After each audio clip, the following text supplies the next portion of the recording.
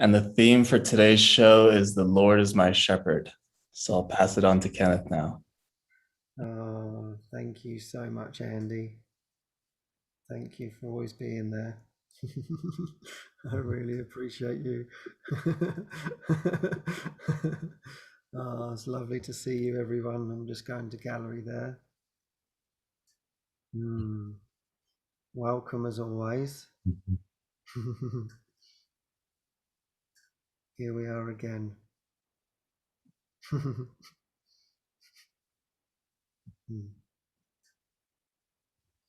Yeah, maybe we can just take a moment together.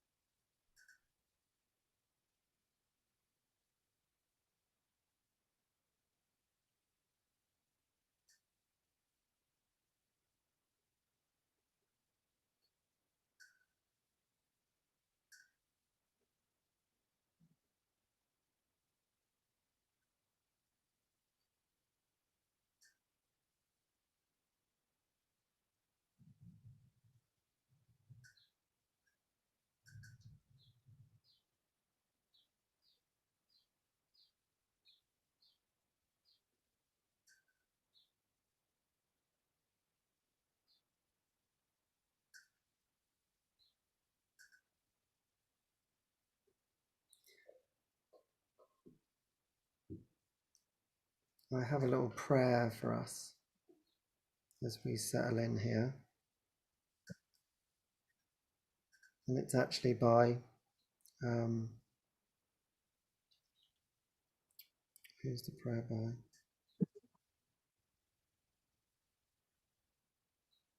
Mother Teresa. And this is her prayer. Dear Jesus, help us to spread your fragrance everywhere we go.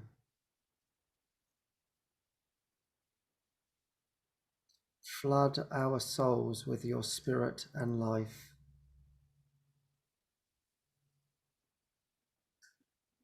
Penetrate and possess our whole being so utterly that our lives may only be a radiance of yours.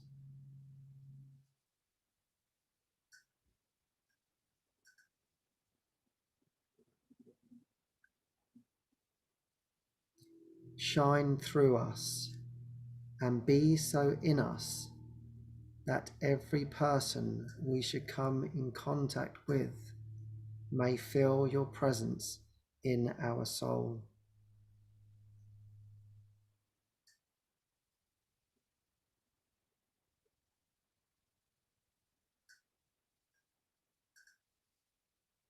Let them look up and see no longer us, but only you, Jesus.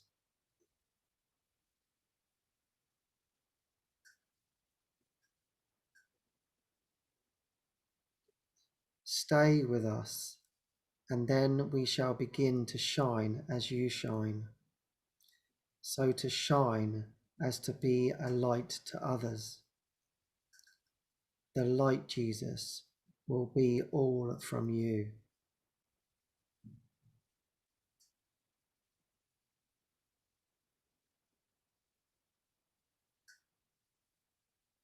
None of it will be ours.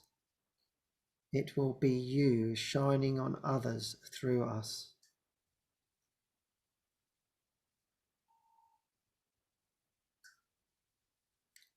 Let us thus praise you in the way you love best, by shining on those around us.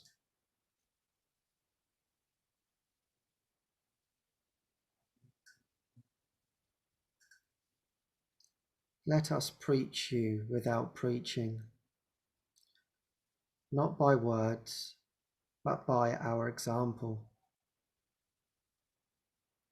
by the catching force, the sympathetic influence of what we do, the evident fullness of the love our hearts bear for you. Amen.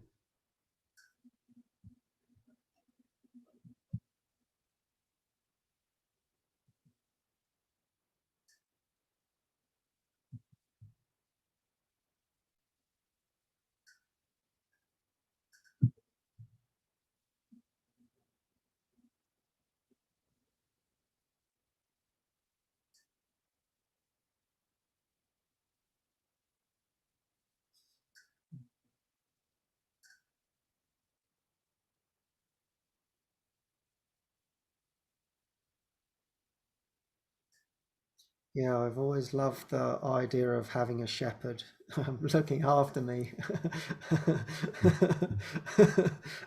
And yesterday that really touched me. David was speaking about it on the with Sabine, that there are no lost sheep, and even if one sheep goes astray, um, the shepherd will go and bring the one sheep back to the flock. And I love that, because on this journey, this seeming journey, it can seem like, I'm feeling pretty lost here right now. And needing the reminder of it's okay that the shepherd has us. We are part of the flock. We've just forgotten we're part of the flock, and we're pretending to be lost. And it's like, it's okay that no matter how lost you seemingly think you are, there is always one looking after us. And so yesterday, David was sharing that with Sabine. Yeah, he looks after all of his flock. He's accepted the atonement for himself. So it's like he knows that it's all him, and he loves to look after us. It's his pleasure, it's his joy to be there for us. There's nothing else that he wants for us, because he knows that it's for himself. And so that's our remembering together. And so somehow that touched me yesterday inside. I think there was the part of me that was feeling lost. I'm like, I'm feeling pretty lost at the moment. And then it was like, oh, it's okay. I can be a lost sheep, but it's okay. The shepherd has me. And the interesting thing was I started writing a post about this, and my friend Susan was in the room with me, and she said, "Oh my God, you're not gonna believe this." And I said, "What?" She said, "Well, the Psalm 23 came to me this morning." She said, "Did you see my post?" I said, "No, I never saw your post."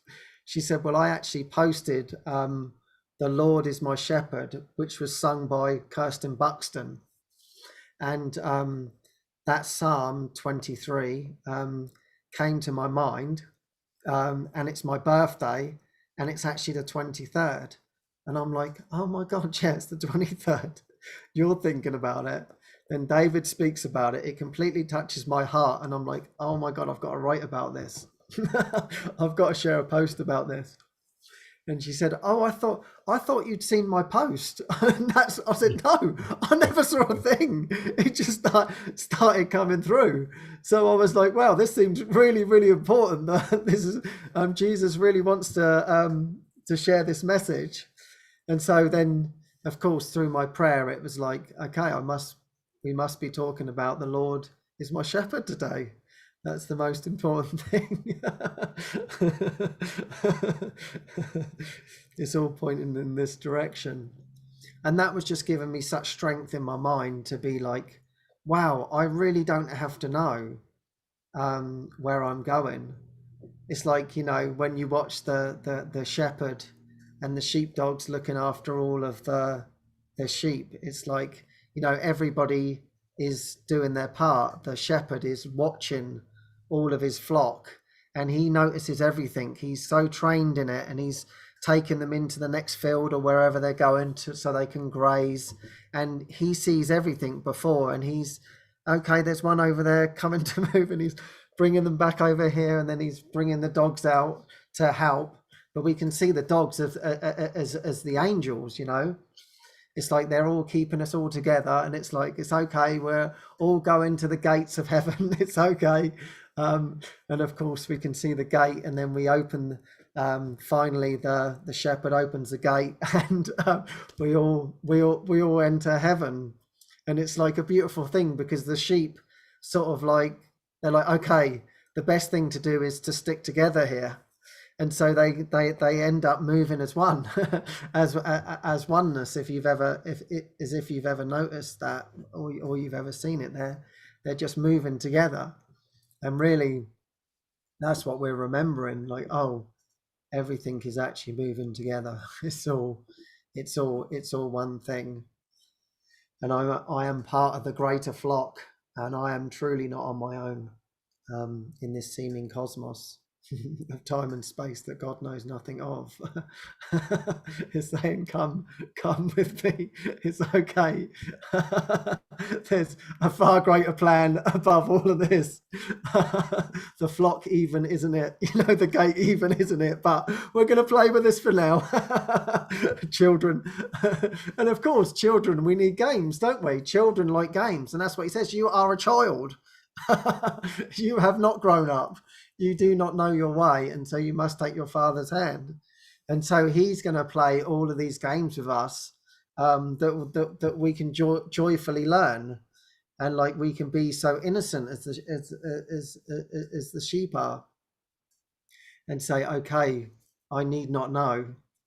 And I think it's like, for me, it's coming back to that humbleness every time. It's the same lesson.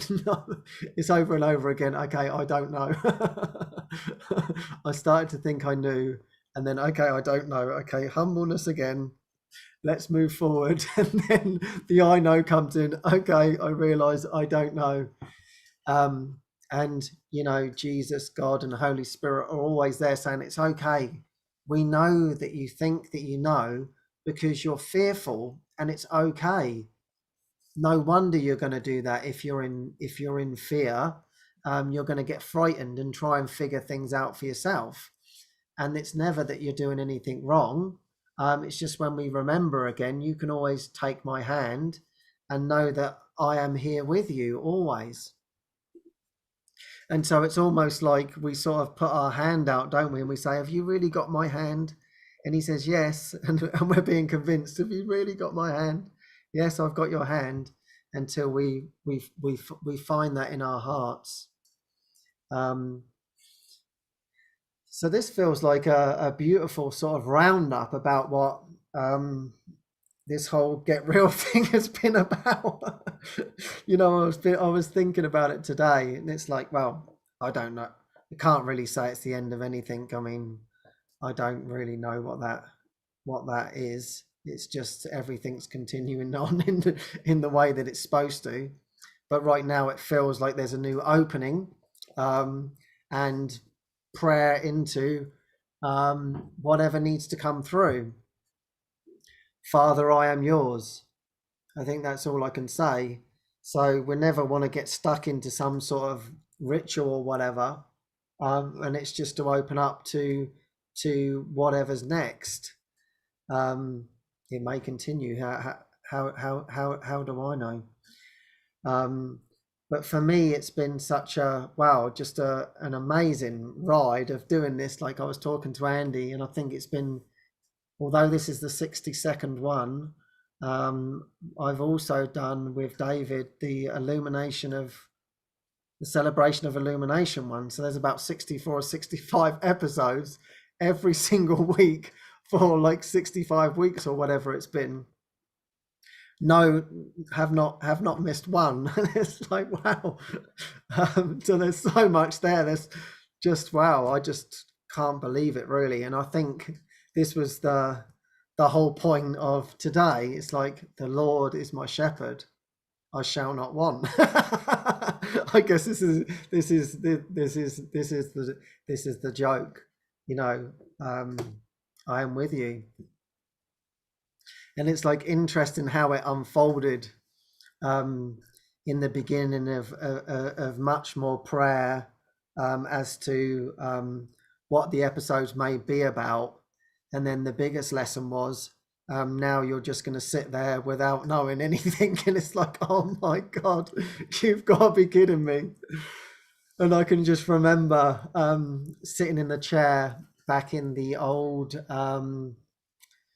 studio that we had, and it's like the sweat is like pouring down my face, and the ego is like, say something, you know, and just, you look like an idiot, what the hell are you doing? And this is going on, and I'm trying to focus, just thinking, oh my God, I'm live to the world here. What the hell is going on? But it was so beautiful to face it, just like, okay, I have no clue what I'm doing. I am in so much doubt right now. But it was so beautiful to go through it, and just, you know, really that was the lesson. It's like, it's okay. It's okay. You don't have to know. I have you. And I want to take your being over. I want to speak through you. And I know that you're frightened, and that's okay. And the ego is going to come up when we try things like this, but just know that I am with you. Know that I have you, no matter what.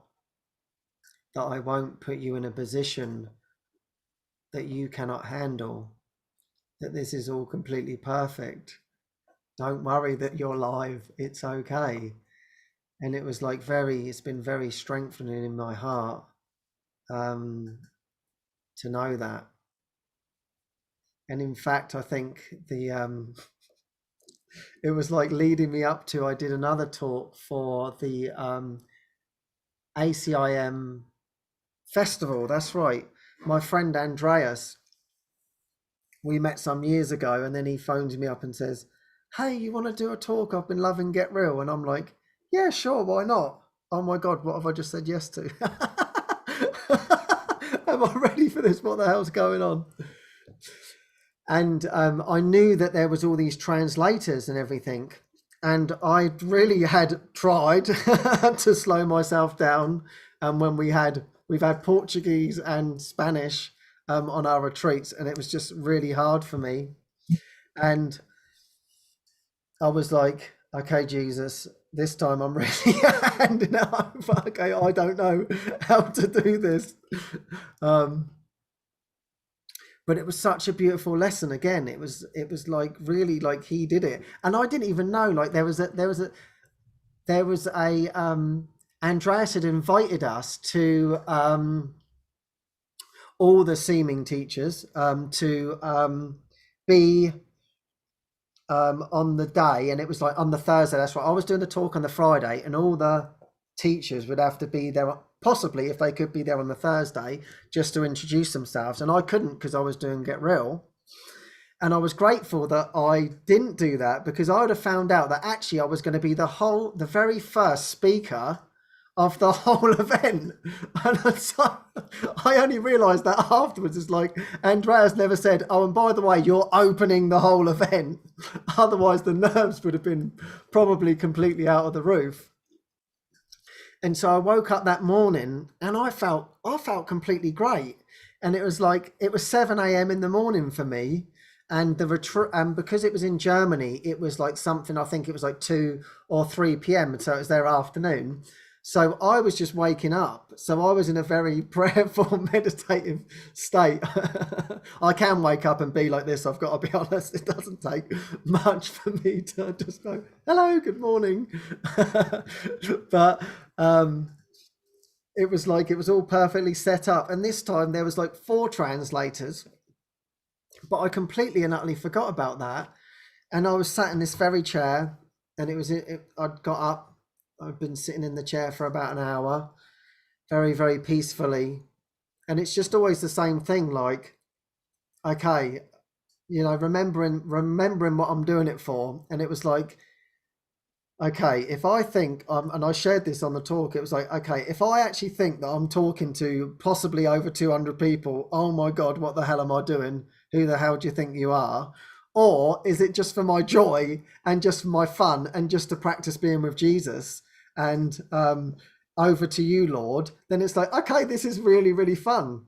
And so that was just my prayer in my mind. Okay, it's over to you, Jesus, and my prayer is just to bring me joy. And it was like I spoke so slowly. It was like I was like taken over, and I was speaking so slowly. And it was like, of course, because all my fear was I would forget where I was at because I wouldn't be talking at my normal pace. But it was like I was so in the moment of just being carried along, moment by moment by moment. And it was just like a beautiful like meditation for me that was extremely joyful.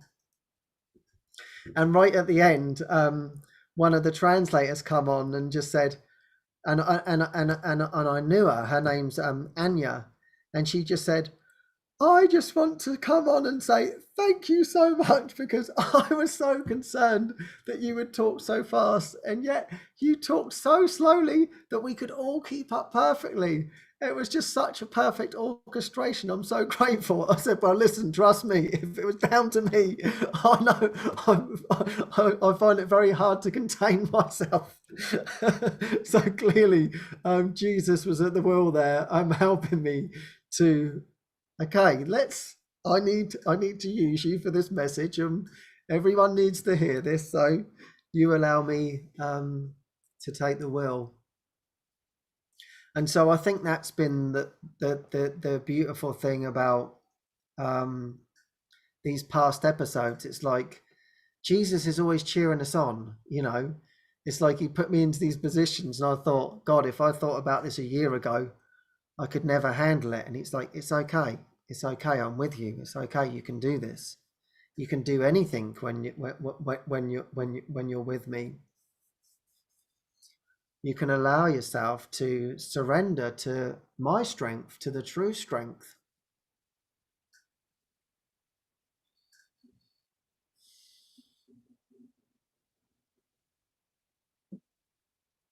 You know, it's like that's what he's saying to us all day long. It's okay. You can trust me. It's okay. I'm with you. You're not alone. I walk with you always and forevermore. And it's like he sets up these joyful things for us to do. It's like, wow, 65 episodes. I never knew that in the beginning. And it's like, oh my God, wow, what a gift. What an amazing gift that was to show me just that he loves me. That's all it ever is for, really. And just to say, hey, you can let me into your heart. It's okay. It's truly okay. And to be fair, I can't tell you how many gifts that have been given. I think probably that will start to drip through now, because there's just been so many, and I couldn't imagine how it's all unfolded in this way. It's like his plan is truly far greater than mine. Because it's exciting. I just don't know what's around the corner. But that's not fearful. in actual fact, and here's my other greatest gift, is that it is a joyful journey.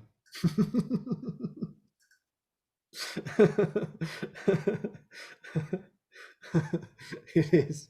It does get hard, but you can laugh about it. You really can. That has definitely been a gift from this. It's like, really, this can be joyful? Yes. Are you sure? Yes. So I needed a lot of convincing on this. And that's what this seemingly led me to. And in actual fact, the other gift is, well, the greatest gift of them all really is forgiveness. That's the greatest gift. It's like, you mean I can let go of everything and I never did anything wrong? Yes. Wow, that's amazing. Thank you. Yep, and we keep going until we realize it for real. Okay, perfect. Wonderful.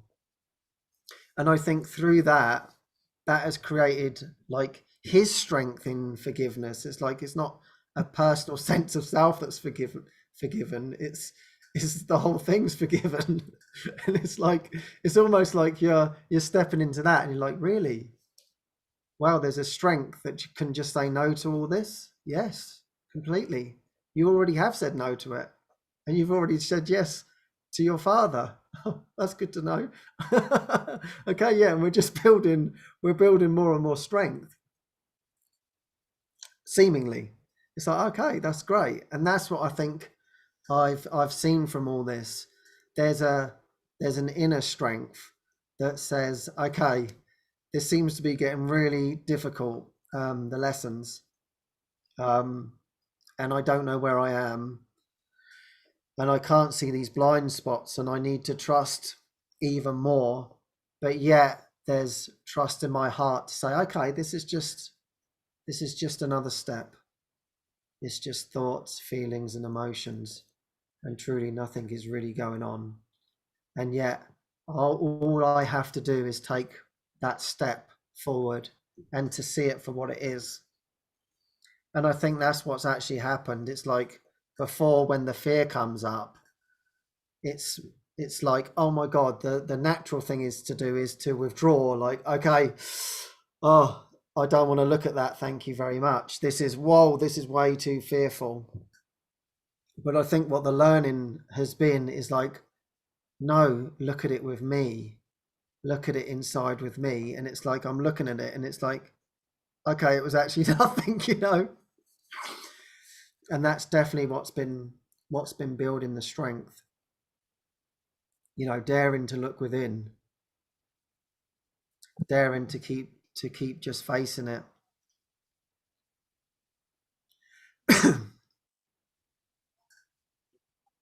And that's definitely what's built the strength.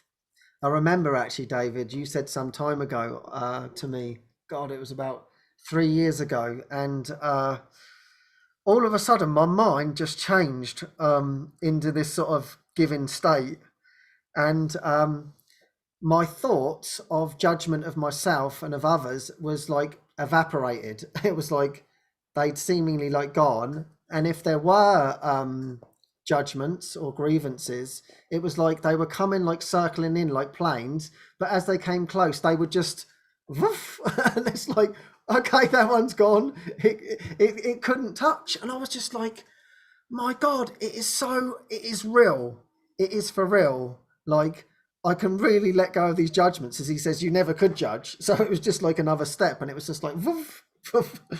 Like, when like the flies come or the bees come or something, she said, woof, and there it goes, it's off again. It was like, that's what judgments were for me. And I was like, oh my God, it's real. Jesus, thank you so much. I really cannot judge, and they cannot touch me. Okay, I wasn't completely over the line of non-judgment, but it was like they couldn't come into this sense of being that I was in. And it was like, my seeming body, I seemingly get back pains, and it was like I was like a 17-year-old again. Like, I had no ache in my body. I got up and it was like, I'm 17. It's a miracle. I had more energy than I have now, believe it or not. And it was like, where's all this coming from?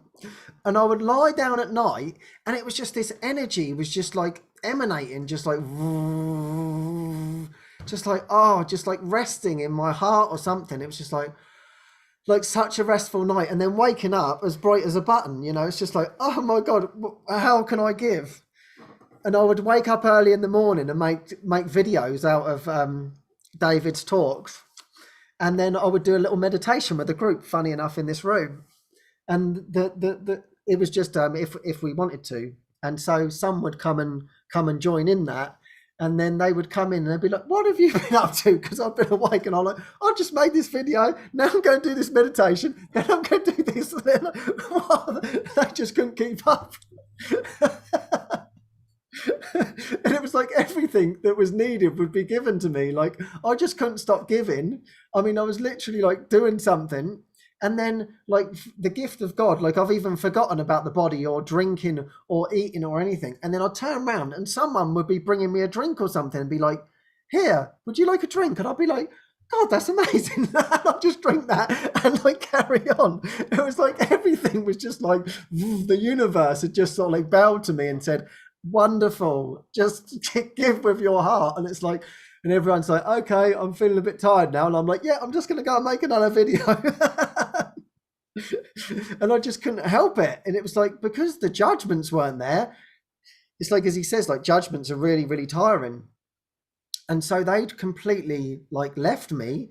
And all I was in this sort of like state of just like, I felt, that's all I could describe it was. I was like a 17-year-old again with like this fresh mind and no judgment.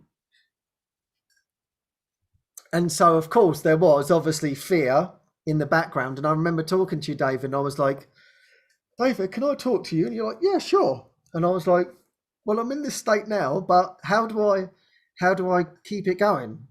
And he said, and you said to me, you said, well, this is like, you're like a runner and you're in the blocks. And now you're out of the blocks and, you know, you're going.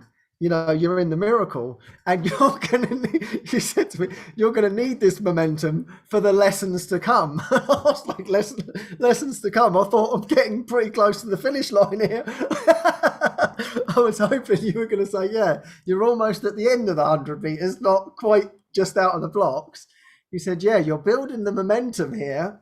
And you're going to need this momentum to face your lessons. And it's like, okay.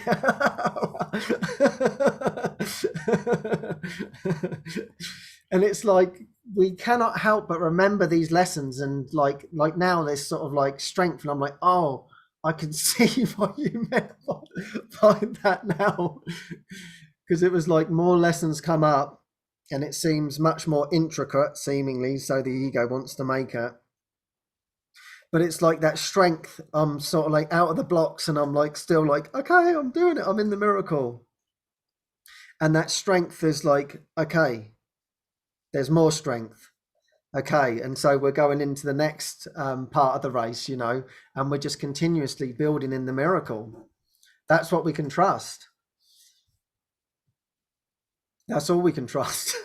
We just expect miracles. And that's why I think that's where that saying came that you gave to me, David, you know, in my very first encounter with you. Okay, this is what we're doing. You said, well, your desire is really high.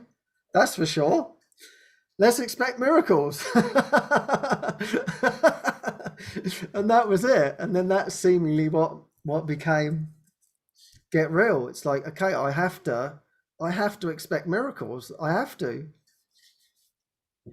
And it's like, you're either, you know, like today I'm reading, well, you're either expecting grievances or you're expecting miracles. It's one or the other. You're either in a grievance or you're in the miracle. It's very basic stuff. And so really this is what it's all about. It's just we join deeply in that miracle, no matter where you find yourself. You know, every Thursday we've been here, and no matter where you find yourself, it's like, here comes the miracle, you know, okay. Here it is again. Here it is again. That's right. Okay, yeah. The mind may have wandered off, and yet we come together again and say, I am entitled to miracles. I need a miracle. And so that's really the bottom line. And just thank God that we have that. I just feel so blessed that it's actually so simple.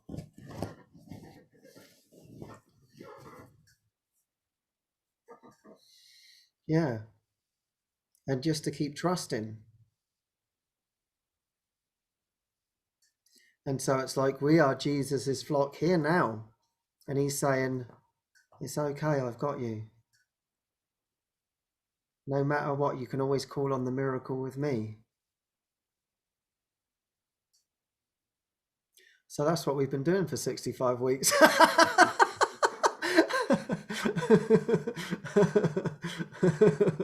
So thank you for joining me.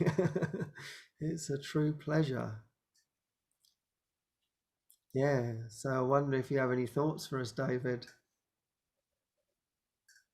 Yeah, it's building the strength, like you said. It's interesting. While we've been having the Get Real show, the chosen episodes have been rolling out, and back in the beginning, one of the early scenes was Mary Magdalene seemed to be possessed of the devil, so to speak, and yeah, they didn't know what to do. They tried to get Hermes. They tried to get people to help her, but they really weren't successful at all. Basically, the the priests were chased away by the devil in her, and then Jesus just very calmly took her and touched her and spoke to her, and then she was calm and clear. But the last episode, I think there's another episode that just came out last night, so everyone's anticipating the next chosen episode. But the one prior to that was someone had come into the camp with the apostles who was dealing with a demonic possession, and then she was triggered by that. It reminded her, and then she left. She left Jesus and the apostles and went back to the city where she had been. And Jesus just said, "Hey, Andrew, go and find, Mary Magdalene." And Andrew's like, "Okay, all right, I'll do it," and everything. And before you leave, uh, take Matthew. Matthew, there's where his grievance was. So it seems like on the surface of things, it's a mission being given by Jesus to go find Mary, but it's never about what's on the surface. Then he's, and take Matthew with you, because Jesus knew that Andrew had the biggest grievance with Matthew, the tax collector, just rage. And so here's your mighty companion for your trip, the one that you need to forgive. And this points to that the lessons in the mind, the release of the grievance is in the mind. We don't ever have to be concerned about, did we do enough, or did we do the right thing in form, or did we make a mistake in form? It's always just releasing the doubt, releasing the fear, releasing the judgment, releasing the grievance. And you were talking about the shepherd who will go, and I had mentioned recently about if there's one that goes missing from the flock, the shepherd will make sure that that one is brought back. And there it is. We're on the episode now of The Chosen where Matthew and Andrew go out to find Mary. But it's just so heartwarming to know that we can never really go astray, that we will always be called back. My friend Helena Hunison had a song on one of her albums, and basically it was love is seeking me. We oftentimes think of seeking after love, but actually love is seeking me is a beautiful reminder that God's will is for our happiness and joy and freedom, and nothing can stop it. So God will not stop the calling us into the light. There will never be anything that can block that. As Jesus says, the door is always open while I live, and I live forever. So it's like an image of Jesus right there at the door, just beckoning us, saying, you know, you can join with me, or you can decide not to join with me, but I will wait. I will wait for you. So I think that summarizes what we've all been going through with these Get Real shows too. Is it's like it's more than recharging our batteries. It really is calling on the miracle and expecting miracles and getting into the habit of expecting miracles, you know, together. We're all doing that together. And these shows have been very, very miraculous because of the prayer underneath them, because of the purpose underneath them. And it's so beautiful. And the beat goes on, you know, here we go. The Lord is my shepherd, I shall not want. That's the 23rd Psalm, a Psalm of David, and the Psalm that my grandmother knew by heart, you know, and always was reciting to me over and over and over, even when she couldn't remember who she had breakfast with. When she was diagnosed with dementia, the dementia applied to most everything that came before her in her day, but not to the 23rd Psalm. The dementia couldn't touch the 23rd Psalm. She could be there. Where am I, David? And I said, well, yeah, who did you have breakfast? I don't know, and everything. But then she'd be smiling, and all of a sudden, the Lord is my shepherd, I shall not want. He maketh me lie down in green pastures. I didn't even know I couldn't even recite it. and she would just rattle it off like it was breathing for her, you know, like that was so important.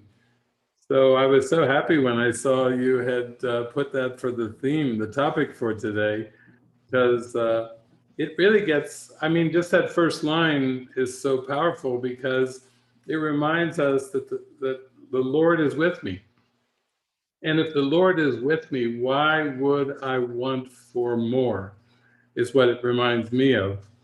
Why would I constantly be thinking and looking to the world to have more something, more convenience or more comfort or more money or more friends or more anything, more intelligence or whatever? I think too, for me, the Lord is my shepherd, I shall not want. It reminds me what I was talking about last night at La Casa de Milagros, is that when I had those revelatory experiences and the world disappeared and everything was just light, I just was left with this afterglow of, oh, I really can trust, or like you were saying, it's real. This is real. This is real. And then I could take a deep breath and just say, okay, you want me to travel? All right. You know, I'm not an experienced traveler. Yeah. Okay. You know, I don't really even like to travel. Okay. All right. You know, it was going out without any kind of like visible means of support. I didn't have a wallet full of money. I didn't have a bank account. I didn't have church support, or I didn't even have friends. I was going like cold call. I mean, I'm just going out to travel, but I hadn't been traveling, so I didn't know anybody, and nobody knew me. And so I thought, well, this is how I'm going to have to trust, because I don't know where I'm going to sleep. I don't know where the food's going to come from. Oh, I've got a car here. Thank you for that coming in, but I don't have money for the gas. So it wasn't like I could rely on any visible means of support in terms of the world. But then when I took off and that just go west. Okay, I can go west, you know, that I know west. So I took the highway 70 west, and then highway, you know, was I-64 south, and after St. Louis, and I was like, okay. And then west, and Tulsa and Oklahoma City, and on there went. I was gone for the next 30 some years. I didn't realize going down the highway that first time, not knowing where I would sleep or where I would eat or whatever, but just following and saying, I can do this. You said go west, I'll go west. And then that was the whole point, for me to trust, for me to have faith, and for me to listen for guidance. This was it wasn't really about the trip, but it was about the inner listening. And cast all your cares upon me, for I careth for you. Oh, wow. Okay, that's different. I'm used to education and planning and having providing for David has been the whole thing before. I would not have been in 10 years of university if I wasn't trying to provide for David. What's the point of full-time 10 years of university unless you're trying to provide for a body? And Jesus was like, yeah, those days are over now. I got your back. I'll go before you. I'll provide for you. You don't even need to know what it will be or how it will look. You just need to trust me and take the faithful step of going on this trip. Even if you are inexperienced as a traveler, even if you have no friends, even if you don't know where you're going, and even if you don't know where you're going to sleep or what you're going to eat, still, just trust me and I will show the way. And it's not so much about the trip either. It's about the connection of listen and follow. And I think if you boil down the entire Course in Miracles, it comes down to listen and follow. In fact, if you really are a willing listener and a willing follower, you don't even need a Course in Miracles. The whole point of the Course was just to make connection with the internal teacher. It's not something that you have to do workshops or you have to continue on. I think that's what's happening with our community now. We've been broadcasting, I've been putting stuff out and traveling and broadcasting for basically 30 years, for 3 decades, and Jesus is like, okay, good. You are my beloved son in whom I'm well pleased. Great job. Great 3 decades there. But for all of us, actually, it's very expansive in our mind. It's very expansive in our heart. It's very expansive, and we trust that all of the holy encounters are given, as they always have been. So the form may seem to shift and change, which it has for me over the years, but nothing really changes. Those holy encounters are still there. They're always so loving. They're always these heart-to-heart talks. We've had 65 lessons of our sessions of Get Real with heart-to-heart, just showing up and bearing our hearts and having all of you bear your hearts. So I feel really honored. And it's kind of fun. I know you're in the swirl of the joy of tabula rasa right now, with the websites and shifting a few things, but it's really fun. It's just a gleeful time. It's like we're a kid in the candy store. We're like, our eyes are big as we're looking around and we're just enjoying the moment and enjoying everything that's dropping in for us every day. And I love that swirl that we're feeling. It's a swirl in the heart. So it's really great to be a part of it. It's great to be a part of it with all of you. I just really have enjoyed getting real with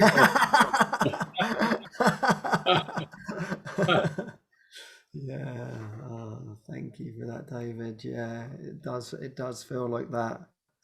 The tabula rasa, the blank slate, and it's like, oh, that just feels so beautiful and so restful, for us all. As he says, it's not the unknown that you fear, it's the known.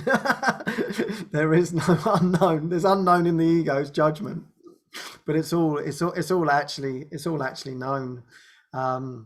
And now it's just like, I don't know, it's like opening up with that trust to the greater plan, like, wow, you really have me, and there's so many beautiful things, and I need not worry about it. I need to not put my mind into planning it. I think that's been actually what's been happening of late, and in actual fact that's been something that I think I've been blessed with, because I wasn't such a planner in my life. I was more just like, okay, let's just take the steps. But what I realized is clearly I was being guided before A Course in Miracles, like what you were saying. You know, seemingly my concept was, okay, listen, you're way too stupid to even plan anything or to write a plan or anything. So listen, I just sort of like do it. It's like I'm skipping along and just, I will meet the right people along the way. But I didn't realize that, of course, I was like listening to guidance. I didn't even know.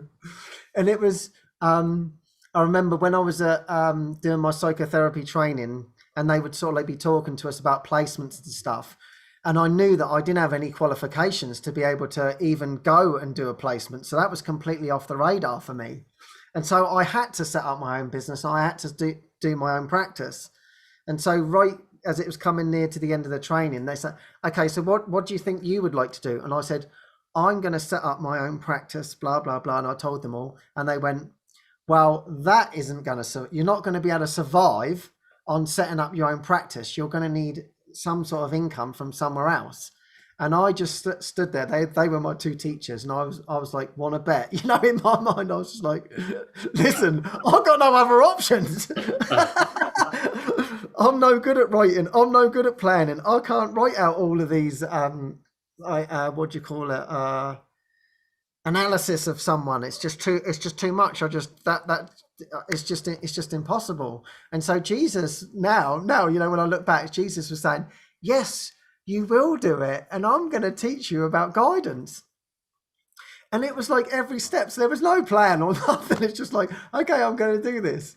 And I was telling like the social media team and things, it's like I'd go into my barber shop, and then I'd say to my barber, I'm thinking about setting up a psychotherapy business. And he'd go, what you want to do is, and this is where I went wrong when I set up my business. You don't want to do this. You want to do that, and then do this and do that. I goes, that's a brilliant idea. And off I go, and I just implement that, right? And then I'm out somewhere else, and then someone goes, what I did is I did this, but then I made this mistake. So don't do that and do this. I go, okay, then thank you very much. So then I'll just follow that. And then the next minute someone comes, hey, I know of a room. I think it's going to be the great place for you. I go down there. I was sharing with my group, and I really liked the place. His name was Dominic, and he said, "Yeah, great, you can take it on." And then my friend shared with him, who was a therapist, and he said, "Oh, Dom, did you know that Ken's only just setting up his own therapy business? Like this is the start of it." And he goes, how's he paying for it all? He said, well, I don't know. He's just literally like going on a whim with all of the money that he's got. He goes, really? So then the next minute, this Dominic phones me up. He goes, hey, can you come down to the office? Yeah, sure. No problem, Dom. I'll be there in a minute. So I go down there. He goes, tell me your situation then, what you're doing. I said, wow. You know, and I'm all excited. I'm like, I'm setting up a psychotherapy business, and I've been doing this and I've been doing that. And don't worry, Dom, I'll make sure I've got your money and everything. And he goes, well, listen, I'll tell you what I want to do. I want to do you a favor, because when I set up my business, someone gave me a favor. You can have the room for free until you get yourself set up. You got to be kidding me. No, until you're all set up. I goes, oh, thanks, Dom. So I carried on. I seemingly got myself to a good place. I said, hey, listen, Dom, I've got money in the bank now. I can start paying you. He said, no, I'll let you know when you can pay me. He said, just keep going. Oh, you can't, my God. So there I was. He said, no. He said, I love you being here. I know your enthusiasm to do this. You're helping people. This is beautiful. I want to give you a chance. I'm like, thank you very much. And it was like this, and it was just all these like things were happening. And then people started coming to me and going, you're doing pretty good at this, aren't you? They goes, what's your business plan then? What's your business? I goes, I have no idea what I'm doing. That's the business plan. That's been the plan. I have absolutely, and so now on reflection, it was Jesus saying, "You have all the answers." It's like if you really, he's saying, "Okay, I know your heart's set on this. This is beautiful. Now I'm going to teach you about like guidance, and I'm going to teach you that everything's going to be provided, and you've just got to skip along on your merry little dance, and everything will be provided." And of course, now, as you said when you went on your walkabout, it wasn't about going to meet people or anything. It was like, oh my God, there's really one that knows that is a joyful journey. And that was just extremely joyful for me to do that. And in actual fact, I ended up sharing with people how to set up their businesses. But I just said, okay, I did this, that didn't work, but then this worked, that didn't work. Don't do that. And then about 6 months later, they phone me up and go, oh my God, it's a miracle. It's worked for me. I have no idea. And of course, at the time, I didn't know. But now I know it was just saying, you're loved, it's okay. Because I felt so unworthy. It was almost like I was on my knees in a way. It was like seemingly in these types of areas in my life, I'd been this complete failure. It's like everything I do is like, okay, you failed again. It's like, so I had this huge like failure, you're just a failure. And then it was like I finally found something that I really liked. I would never say I was the best therapist, but I just loved it. I just like, this is so good. And I love being with people one-on-one.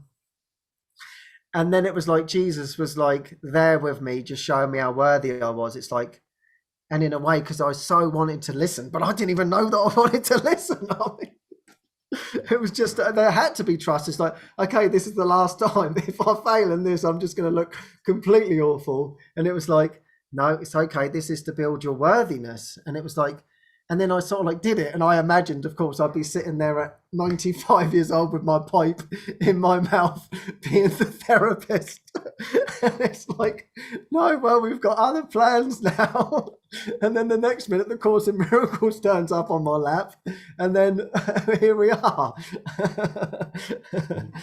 And so it's kind of beautiful to get those opportunities to reflect back and be like, wow, I mean, the whole time now I see he's always been in my life. There's never been a moment without it. I was like, oh my God, it was all absolutely perfect to get me to this moment. It's just like, wow, it's all the collapse in a way. That's what I see. It's like everything's just doing this, really. It's like, okay, it's just coming in. And it's more and more until the whole thing, I imagine, collapses. And it's like, I'm free. But it's just, again, it's that saying, isn't it? The Lord, and no wonder I love that saying when it touches me, the Lord is my shepherd, I shall not want. It was like, how I was seeing it today is like, oh my God, you've already given me everything. That's why there's nothing to want for. Yeah. And that's what it seemed like in sort of like setting up the psychotherapy business. It was easy and it was joyful and it was amazing. And it was just like, oh my God.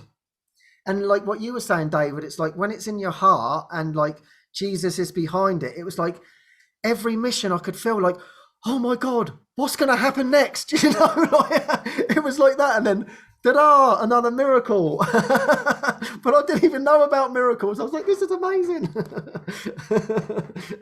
And it's always to strengthen that connection in the heart. I feel blessed that we can share some of our parables too, about setting the psychotherapy up just to learn guidance, and me leaving the house in a car and driving west. And that's been the fun part over these years, is you meet the people and they tell you the same stories. Like I was having lunch with Judy Scutch-Whitson, the publisher of the course, one time, and she was just eating away, and then she was laughing and she's telling me all these parables. But she said at one point the Urantia Foundation, the publishers of the Urantia book, came to her and they were asking her all these questions and very curious. And she said, well, how can I help you? And they said, what's your business plan? And she laughed because she had no business plan either. They just prayed. They just prayed every step of the way. And even when the original four, Helen and Bill and Ken and Judy, were there, they just prayed. And they each heard a little piece of the puzzle, but basically they heard that Judy would hear the answer when they were praying for the next step. And then Judy heard in her mind, interesting, Helen's the channel, and Judy hears, make the commitment first. And then they all went, what? And it was like, make the lifelong commitment to my course first, before I tell you what comes next.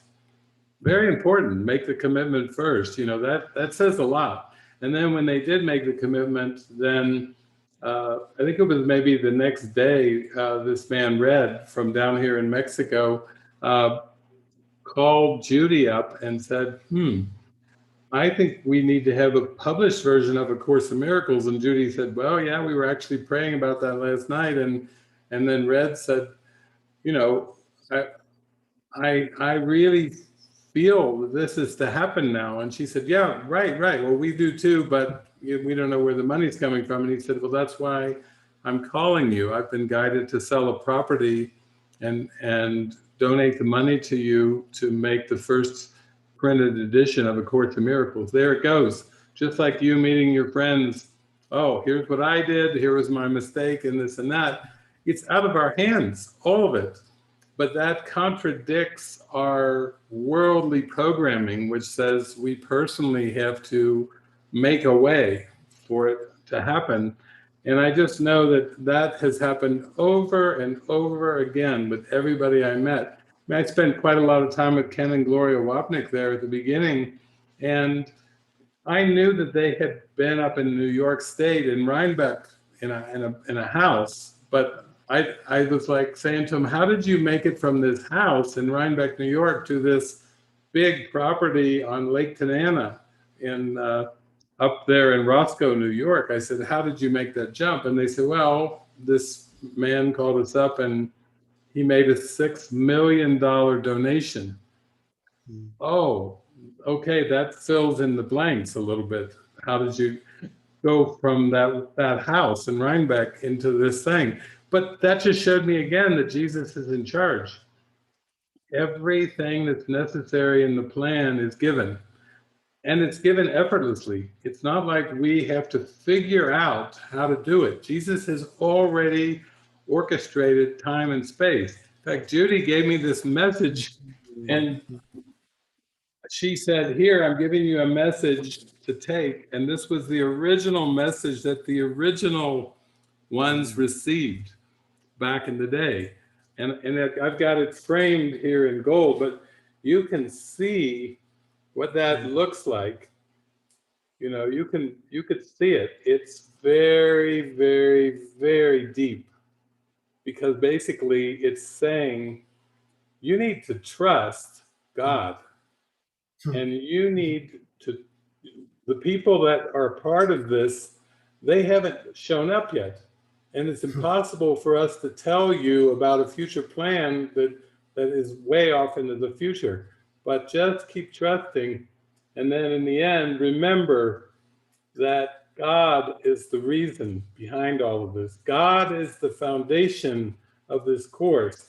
And she gave me this thing, and I put it in a gold frame. There it is. God is the foundation of this course. It needs only basically you to call upon God, and he will tell you what to do basically in any circumstance that you face. So Judy gave it to me, and I was like, thank you. That's all I need. That's all I need to hear. I don't need to hear any more. I don't need to figure it out. I don't need a business plan. I don't need to be told what the plan is in the future. That's what I need to focus on. I said, thank you. I'm going to take that home and frame it and look at it right in my office. Wherever I go, I'm going to carry that with me. So I think that's the thing. I was just on Francis's Out of the Blue show this morning. It's funny. We've got two shows that are kind of starting to wind down. And basically, we're talking tabula rasa state of mind. We're not talking what the future holds. We're talking about being in that trusting, faithful state of mind right now, because that's where it all is. And we don't even have to go off in our mind into the future, because then it gets into trying to figure something out. And it gets heavy the minute we go and we take it off of the present moment and we put it on the timeline. So what a joy. We're just buzzing in Tabula Rasa today. 2 live shows about Tabula Rasa and trusting Jesus. It's so powerful. It certainly is.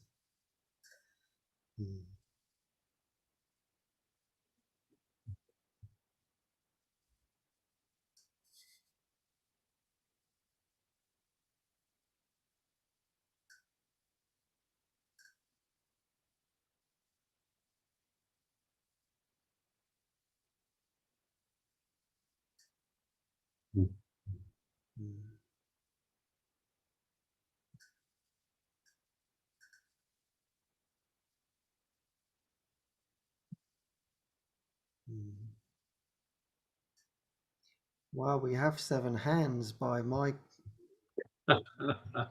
screen. Would you 7 like hands to hands? lighting up the screen. Yeah, thank you guys. I just posted the instructions in the chat below. And yeah, we can start with Helena.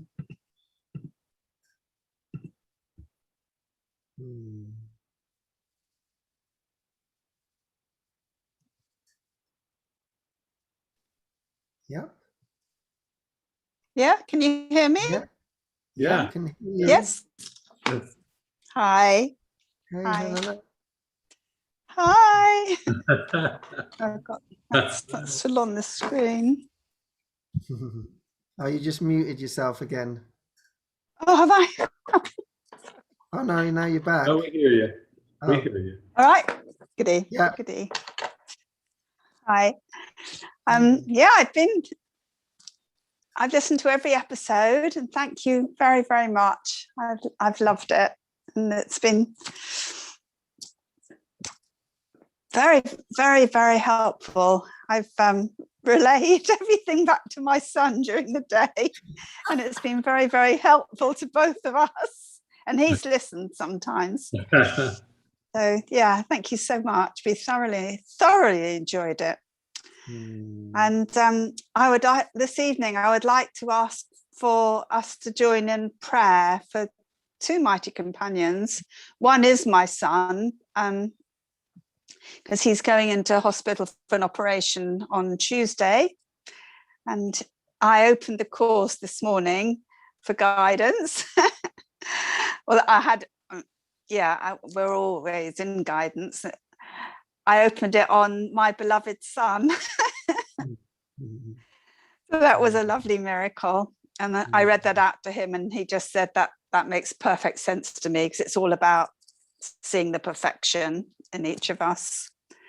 And the other one is the person who's been my best friend for nearly 50 years now, Linwin, who's taking a long time to transition. She's been in and out of hospital 3 times in the last week, and she's back in again now. So please could you hold Misha and Linwin in all our prayers for their perfection. Thank you. Thank you. That's me done. Oh, thank you so much, Helena. Thank you. Love you. Oh, I love you too. Yeah, thank you so much. It's always so beautiful to join with you. And just, thank you for all your support. We can't do it alone. Yeah. And I've always felt your support and holding my hand. Oh, absolutely. Absolutely. Yeah. So much. Yeah, thank you. And of course, we will join deeply always in the prayer of perfection. What a wonderful prayer that Jesus has set for us. Yes, absolutely. Yay.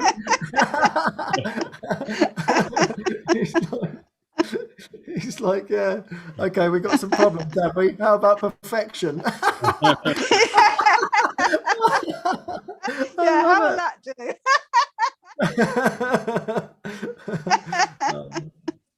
Oh, thank you so much. Love you. Thank you. Mm. Thank you, Helena. And I think you're muted now, but just in case, because there's a glitch, I couldn't mute you. If you can mute yourself, but I think you might be good. And I think next up is Nicole.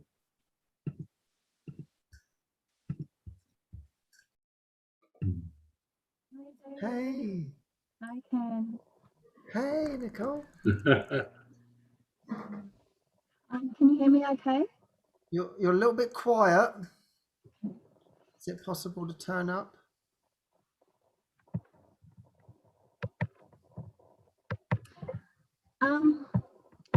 Yeah, I just wanted to, over the last week or so, it's like I've been pushed into my biggest sort of grievance has just flared up, and I just wanted to go through it and have some help if I could with it. And it's mainly about communication, and it's been going on for years and years where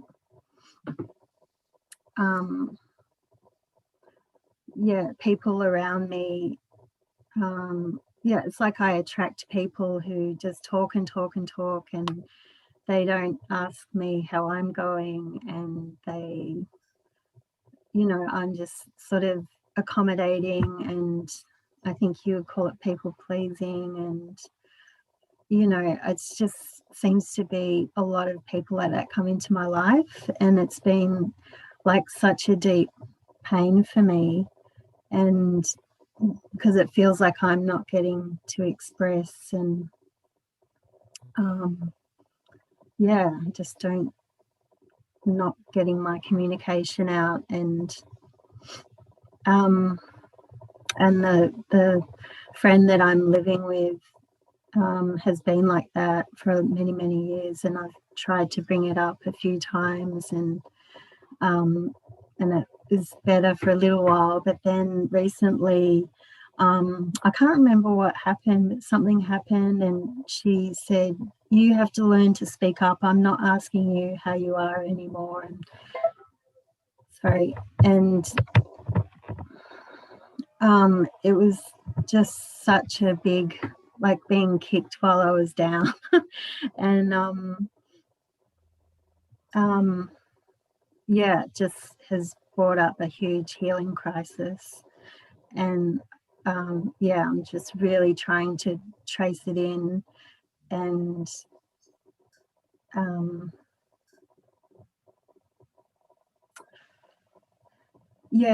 while I was doing that, it sort of dropped in of a memory when I was young, and it seems to be connected, and it's like I have drawn it back into my mind, but I just want to tell this bit too. When I was young, when I was 4 years old, my sister died, and nobody would talk about it. Nobody asked me how I was, and no one, it just was silence. And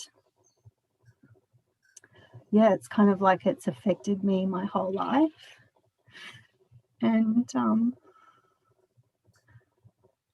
it was just, I just went into shock and was just went numb, and just like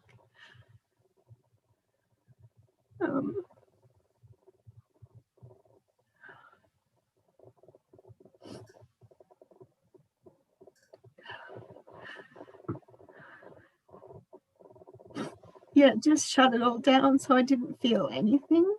And it wasn't until like 30 years later that I actually started feeling something in regards to that event. And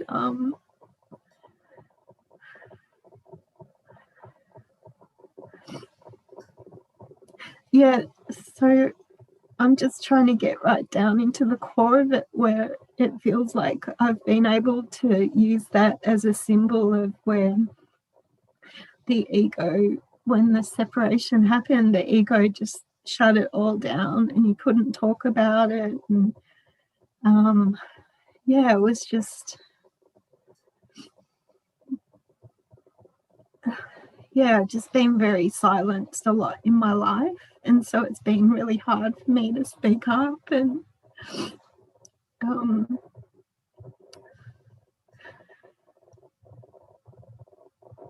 yeah, I don't know what else to say. I'm sort of just at ground zero with this pain, but I feel at least I've got it off the people and more into my mind to what the ego has, how it set it up, and now it's just about asking the spirit to reinterpret that, or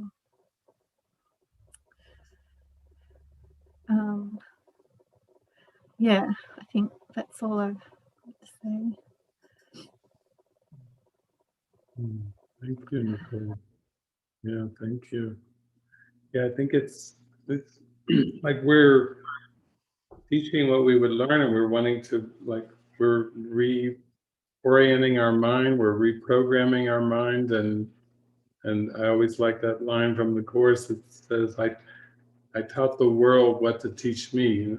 You know, that it was part of an ego setup that your family and those people didn't talk about your sister's death.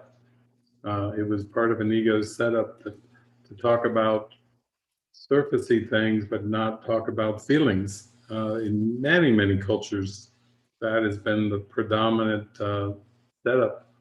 Don't talk about it if it's a taboo topic, and death is definitely taboo. And yet, I think when we start to realize, like Jesus says, the willingness to communicate attracts communication. I can only imagine with Jesus, you know, when he started having all these realizations and all this love in his heart, and then he was given a 3-year public teaching mission to go talk about things that were really not talked about. Uh, they weren't talked about in synagogues. They weren't talked about in public squares. You know, there was an invading presence of the Romans there, and uh, Galilee was in total disarray with the Roman occupation, and yet there was a passion underneath. But basically, talking about important things was left, you know, to the rabbis to talk about God, and you know, it wasn't really an opening for that kind of thing. And I think that's probably what you felt your whole life. That experience when your sister died, it's pretty common when our mind starts to conclude something like it's not safe to talk about those things. And then we just kind of live our life based on that conclusion. And therefore, like you said, you haven't really felt people were receptive around you. But in your heart, you know it's important, and in your heart, you're ready to do it, you know, to talk about it. And even when someone says, you know, you need to learn to speak up more, it's the proper interpretation of that is, okay, I need to see that as a symbol to, I can initiate this. I have the strength to initiate this. I have the strength to talk about what's important to me, and I don't need to wait for somebody's permission or I don't need to wait till the perfect time. I can feel comfortable to start to do it and initiate it when it's really impactful for me. So yeah, that's what Ken and I are part of a community where we really actively encourage people to talk about what's going on. And most all of the group sessions we have, there's usually almost always expressions. It's very, very rare. Sometimes they're unexpected. They're around the corner. You walk into a kitchen and you walked into an expression that you didn't even see coming. But I think it's beautiful that you're just willing to lay it all out and say, this is important to me, and I want to feel comfortable enough to expose this. And you're doing it with us right now. So that's a good start. I see your kitty cat has joined you in the back too. So I see you have another little mighty. Someone's having a lot of fun back there in the bookshelf. Yeah, thank you so much, Nicole. That's beautiful. You know, I was just thinking, you know, David's story, my story, exactly the same. He had the shy guy, you know, what, you want me to speak up? You got to be kidding me. And look at how much speaking David's done, you know. It's like, what, me? You know. And you can probably imagine that of Jesus, you know, as he was growing, and all of a sudden God's like, okay, you're going to speak to thousands. Me? Yeah, you. And so we all have that, and I had that with, as I said, the top of my list was I would never be on camera. I don't like having photos taken, and I definitely do not speak in public. And then David shared with the whole group on the divine intervention thing, hey, you and Anna could do a divine intervention show that could be bilingual. And I went, that's an absolutely brilliant idea. And then, hold on a minute, I've got to speak in front of people. Oh my God, this is completely awful. So I was like, number one on my list that I'm absolutely terrified of. And now I'm actually facing it. But it was like, I think like this is what this whole talk is all about, because he said, the Lord is my shepherd, I shall not want. And it's like, it's okay. Like, I am with you. And that's what I think, like you can ask Anna, we should call her up and say, okay, what was I like on the first time in the green room for divine intervention? I was like a scared little rabbit. I was like, I don't know if I can do this, Anna. She was like, just calm down, it's going to be fine. She was looking after me, and I was like this complete nervous wreck. And then here we are now, talking without a script seemingly. And it's like, wow, how did that happen?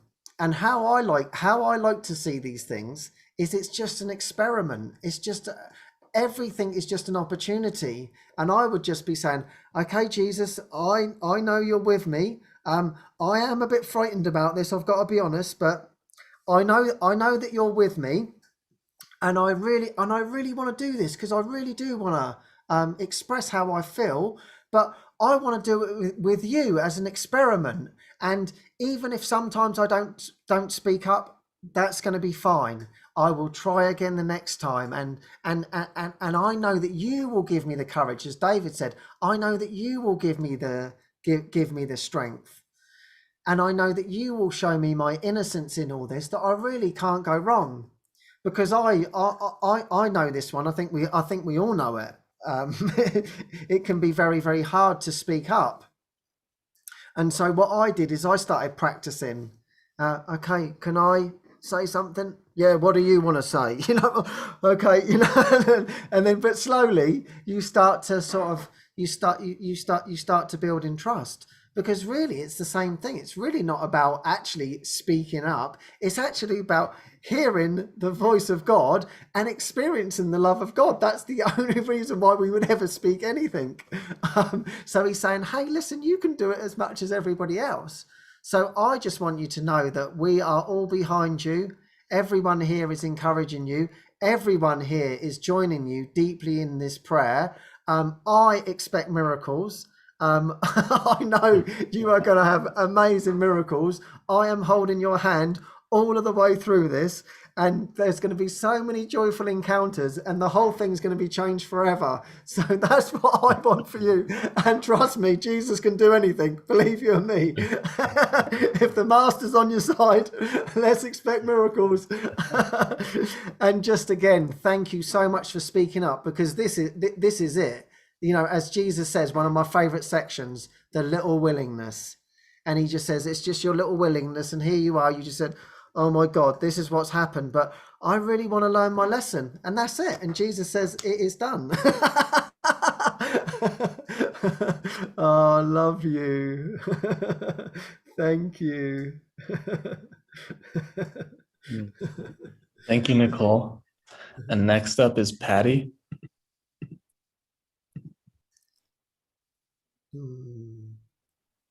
Hi. Patty.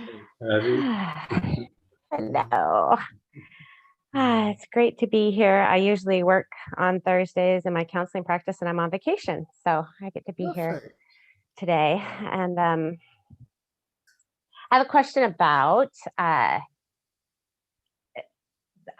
have a little bit of a health thing I'm dealing with, and I've got to go in for a diagnostic test. And I feel in my journey and my desire to awaken that I am willing to go through whatever I need to go through. However, I notice I've put myself, as I know many of us have, through some really difficult learning opportunities, and I'd like to not do that anymore.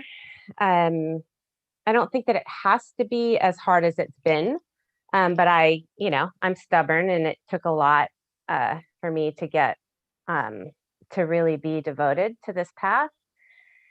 And so I have some fear of my ego in terms of making it hard for me still. And so I'm willing to go through whatever I need to go through. And yet I would like to not make it hard on myself.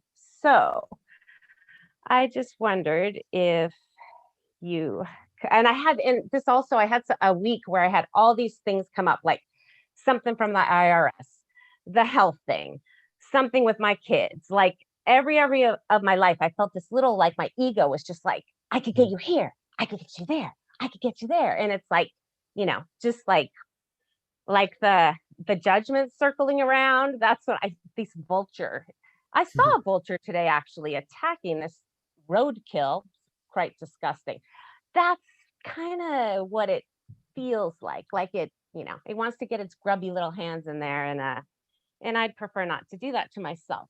So if you could help me with, if I did have something, with my health, I guess just trusting that, if that's what I need to go through, I need to go through. But I guess there would be a little bit of self-blame with that. Like, I could have done this without that, I would think, but I know I don't know. So let me know your thoughts.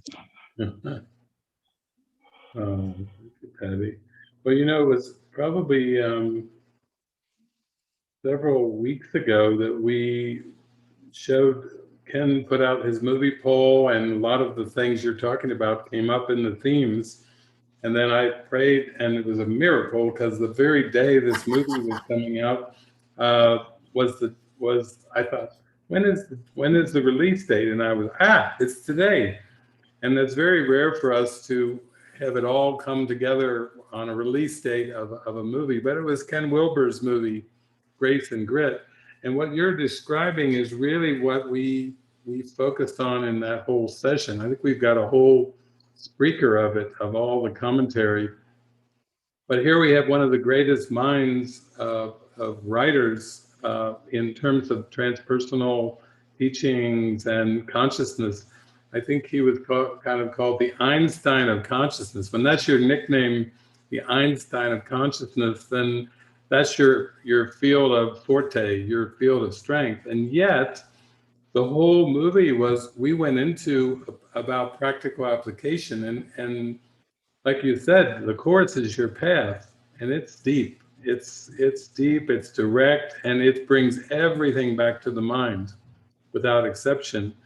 So I think that might be good for you to review before you move into this seeming health issue that's facing you, because you can learn a lot from the commentary in that movie about practical application. We have Ken Wilber, who was like the Einstein of consciousness, but when it came down to his wife being diagnosed with breast cancer, it came down to more practical application of the consciousness, really, for us to really get a grasp on it. And Jesus gives us a very good grasp on the mind and on consciousness. And then the old pattern is to revert back to the medical model. The old pattern is to revert back to, okay, white blood cells and the whole construct. People almost say, well, of course you do. That's the first thing you do.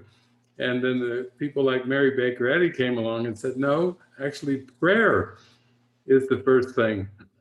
It's backwards to think that we have to deal with the body's symptoms in the front, like 95% effort on body symptoms and 5% on change your thinking. face what's going on in your mind. Whereas Jesus is like, well, there may be times when you're too fearful, you need a mixture of magic and miracle, but he's not saying that should be your first priority. He's just saying at times a mixture of magic and miracle may be necessary if there's too much fear. So that's what it's coming to me is if this is really coming into your awareness now, and it feels like something that you want to really be focused in the right direction going into it, that's the way to do it. It's really to soak that in and remind yourself of the whole context of the mind. And I would say when things like that come up, in my parable of David, when these things would come up, I would think, okay, expect a miracle, and here we go, mind training. I've been preparing all along with my mind training for something like this to come my way. And that way you don't feel like so much on your left foot, or like you have to backpedal, or you have to be careful, like, oh, watch out, be careful here. That's not the mindset to go into it. It's like, oh yeah, mind training is my love, my life, my focus. And now here comes an opportunity to really put it into practice. And you want to go into it with the momentum of Jesus, like Ken was just saying, throwing his arms up. Okay, Nicole, we're with the master. Let's go at it. Bring it on. That's more the attitude you have when you have that faith in the miracle. Yeah, thank you so much. Yeah, I agree with that. It's the pushing away of, oh my God, am I going to be able to cope with this? I think that's the part that's been shifting for me more and more, because it seems fearful. And how do I prevent these days from happening? I never want to go through this again. And of course, it's all part of the ego. But what I was sharing is like, that inner strength comes, and then it's just like you actually want to face it, like what David was saying, bring it on. Yeah, it's like nothing can touch the Christ. And so that's what we're doing. We're building that momentum together. No matter what happens, he is always with you. But it's this fear, oh my God, I'm not going to be able to handle it. And as we said, everything that comes, you can handle it. And he wants happy learners. And so when I get into this position, it's like, no, Jesus promises me that I just need to be a happy learner, and to see it for actually what it is. And as I was sharing previously, the more I look at it, the more funny it becomes. But it's when we withdraw and see it as, oh my God, this is too fearful, I can't handle it. And then the ego's got you gripped in it. Whereas when you really truly look at it, using your lesson, undoing the course, whatever it is, talking to a mighty companion, slowly it just becomes funny, and you've had those experiences. And so we remind ourselves of the experiences that we've already had, and then we transfer it to the next one, and we say, well, listen, this happened before, but I had a miracle, so why not have another miracle? And then we're hopping from miracle to miracle to miracle, as David was just sharing. Okay, Jesus, I'm going to need a miracle here.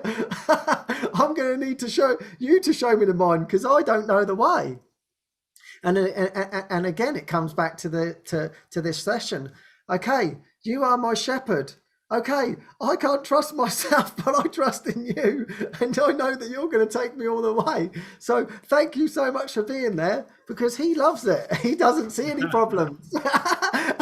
Let me recognize my problems have been solved.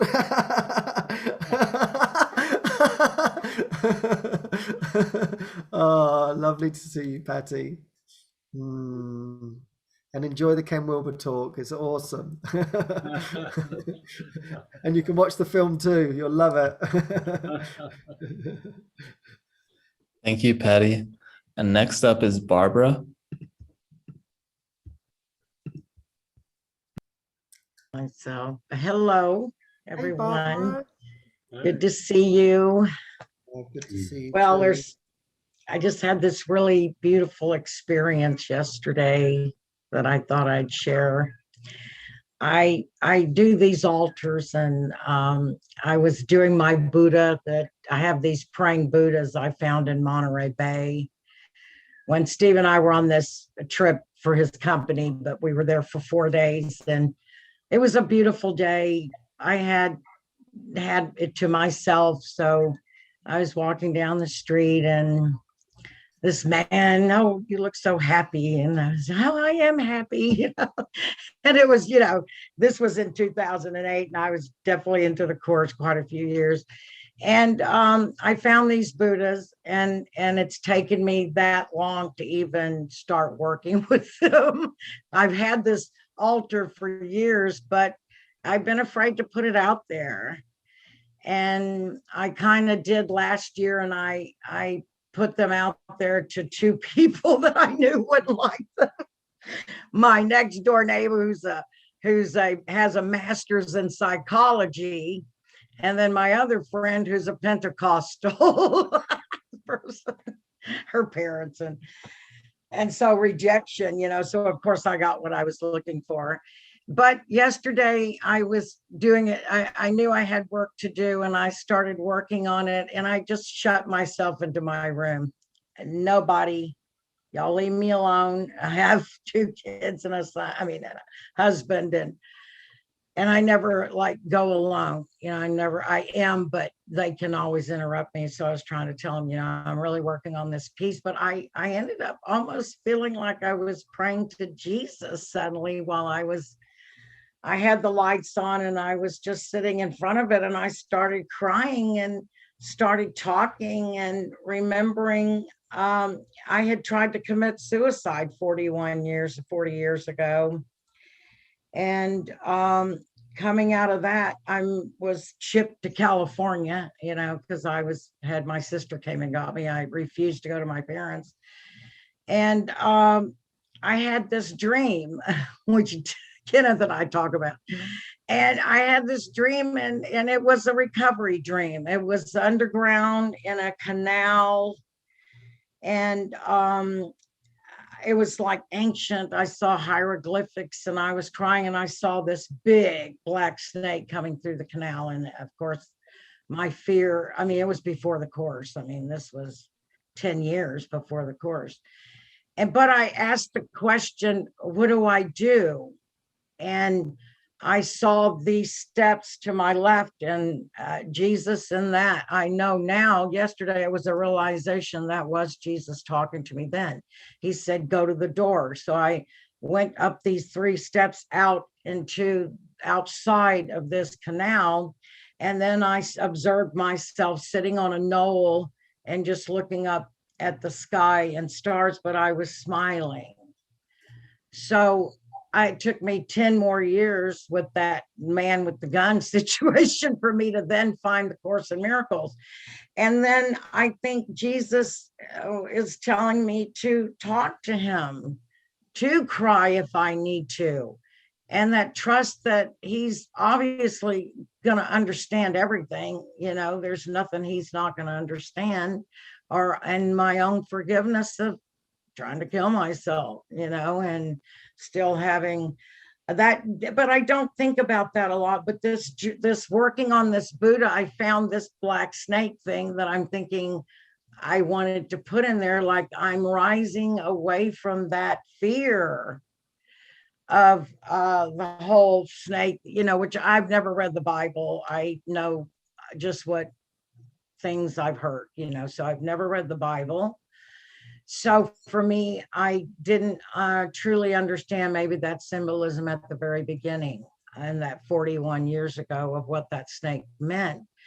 But through just your chakras and, learning about that kind of stuff, that I think I'm finally realizing that Jesus listens and wants us to take care of us. It's this realization finally that I can trust.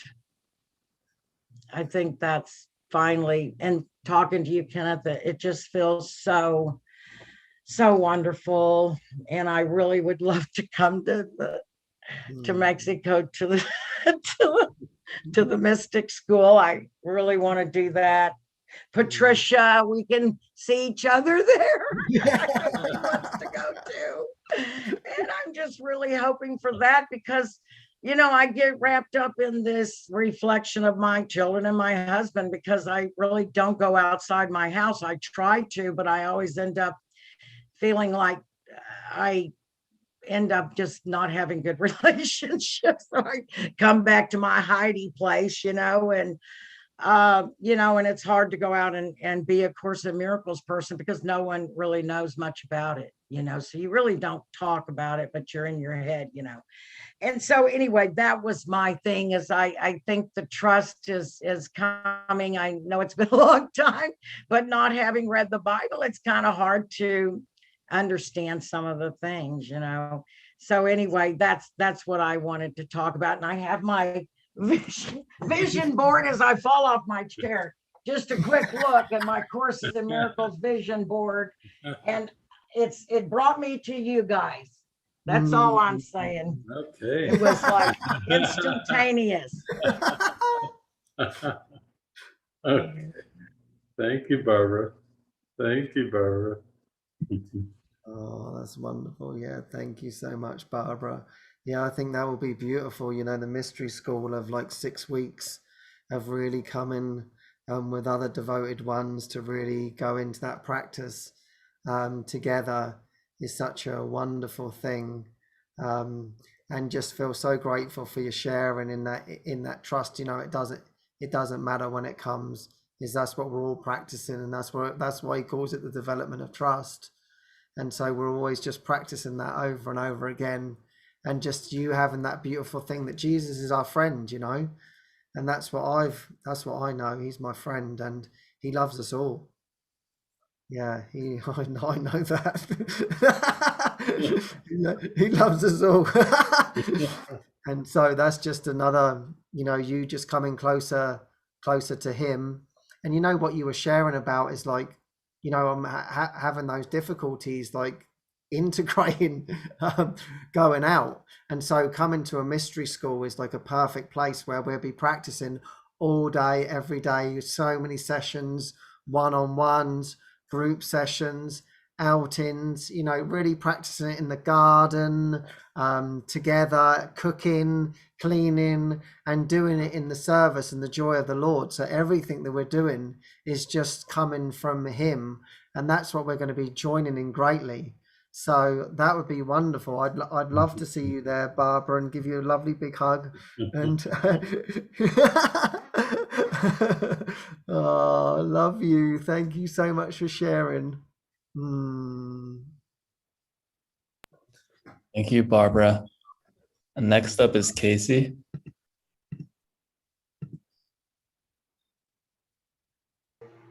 Hi. Hey, Casey. I'm here at Camas Co-Living. I've been here a couple months. Wonderful. And it's really miraculous to be part of a Course in Miracles community. And before I found the Course, I was a disciple of Paramahansa Yogananda. And David, I've heard you mention him a couple times in recent talks and talking about his vision of world brotherhood, colonies, communities all around the world. And I know you've got so much energy and shifts going on right now. And so I was kind of curious if anything is coming through about intentional community, little miracle villages where people can come and live. Because if that guidance is through, you know, there's several of us here that would just be passionate to be a part of that. Because after you live with your mighty companions, it's like, you know, you can't go back. Yeah, it's beautiful. We always stay open. I mean, it's so funny. We started the monastery about 2009, the Living Miracles Monastery, and then we had some acreage, about 28, 29. Then it went up to 49 acres, and we always had fun about, well, we could put a little general store down here and make little cabins, and then we said, well, let's make a campground. Oh, we got to find water and, you know, do all these septic and things, and then little cabins and trailers came. And then one time we got into domes, these like insulated domes for with little windows in and doors because it's good for the insulation.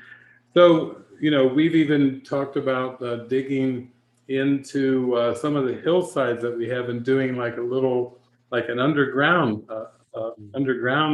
thing. But those things have circulated for so long. And then Paramahansa and I have done a lot. He kind of came to the West and did a lot of teachings there out in California and did some travels and speaking quite a bit. And I've just kind of been all over the world. But people started with little peace house ideas. They would buy property, start a community, try to practice the principles the best they could. And so these little things have been flourishing for years, but we just stay open. For now, us bringing back the mystery school idea, these 4 to 6 weeks, you know, we did 2 4-week mystery schools, and now we're doing these 6-week mystery schools. So that's like new for us. But oftentimes people would complete the 6 weeks and they'd come to me and go, now what? Like, we're ready to live this, you know, we're ready to join with others, and can we stay? And a lot of times I had just rented a couple villas in Mallorca or something, large villas, and I said, well, no, the rent of the villas is up, but stay connected, communicate on Facebook, communicate on Skype or, you know, Zoom and everything, and then just let it be shown. And we had a woman who went to Camas. I think she was also at monastery. She was down here, Julie, and then she's back up in Santa Fe now, thinking of her house being used as like a little center. So I know we hear these ideas a lot, and we just feel like it's basically under prayer and inspiration. When you feel really drawn to something, then of course ideas will come. Recently, we had a friend, Ana Cecilia, who went back to Lima, Peru, and she was down there trying to sell her house to come up back to Lake Chapala area, and she wasn't able. There they are.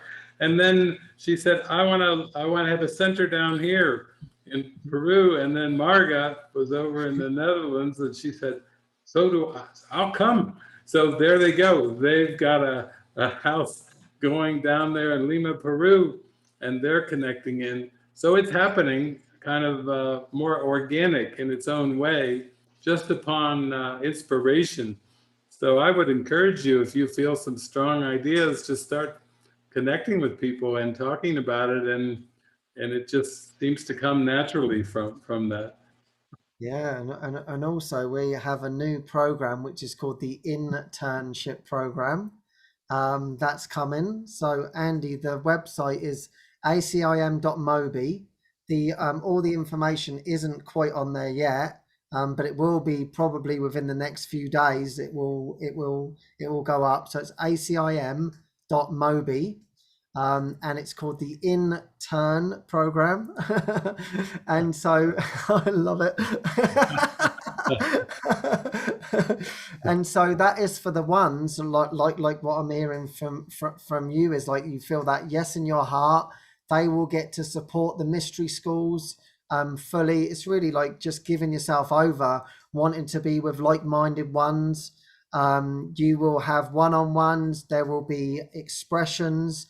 We'll have lunch together. You know, at lunchtimes we'll listen to David's teachings together. We might meditate together after lunch. You know, we'll have some sessions in the evening. We'll do the gardening together. We'll get the house ready for the guests to come for the mystery school. So yeah, it's really like that community living, and that sort of like full yes in your heart for all of us to really experience the love of God. That's the kind of bottom line of it. We are promised unconditional love, and so what better way to do that than to do it together? So we're going to learn to be together and be happy learners and go on our merry little way and learn our merry little lessons together. And of course, there's going to be all of our grievances and everything, but we join in that to say, okay, we want to let all this go together. So that's the beautiful thing when we all say yes to that, like what you're experiencing. That was the same for me, really, coming here. I mean, Jesus was like, come on, get yourself to the community. Because I was like, I liked being on my own seemingly. And I couldn't even believe it when I'd been here 6 months. I was like, I can't handle being around people all the time. That drives me mad. So I'd always have to go off and be on my own. And I remember being in the community for 6 months, and I'd been in a boys' bunk room with, I've been around people the whole time when I'm at, I can't believe it. I've been around people for 6 months and I'm still alive. And so for me, it was like, yeah, I could easily withdraw and isolate. And so this has been the perfect opportunity. And I'm like, oh God, it's so much better doing it with others. And you know, like that fear of like, I need someone to hold my hand at times, you know, I get frightened, I get scared. And it's wonderful just to say, hey, listen, I'm not doing too good here. And it's like, it's okay. We're all in this together.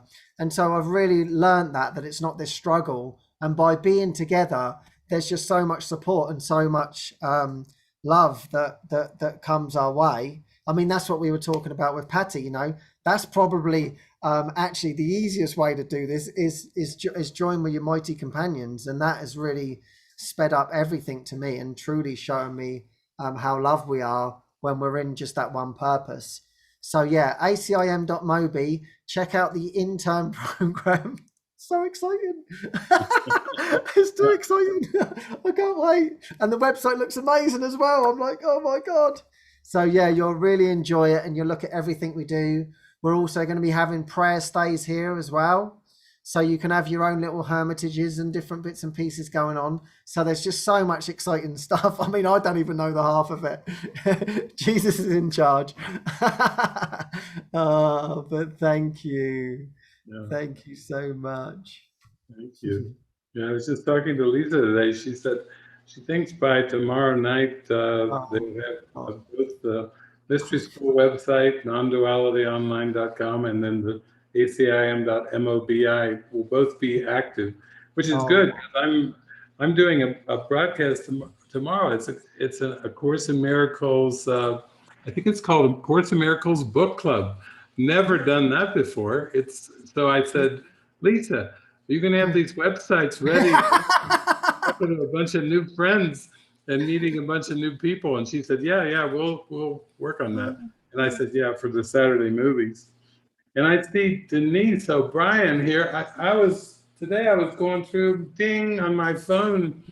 It's like Denise is it's the first, Lisa's like first Mystery School application. And I'm like, oh, so that was a sweet thing. Yeah. And here you are, Denise. You're here with us now. That's amazing. Hi. Hi, David. Hi, Ken. Oh yeah, I just came on to just testify really that I just feel I'm being carried along by the miracle, you know. And yeah, like Ken, you know, I just feel connected to you both and very strongly. And I'm here in Mallorca, co-living. Well, actually, I'm on my own.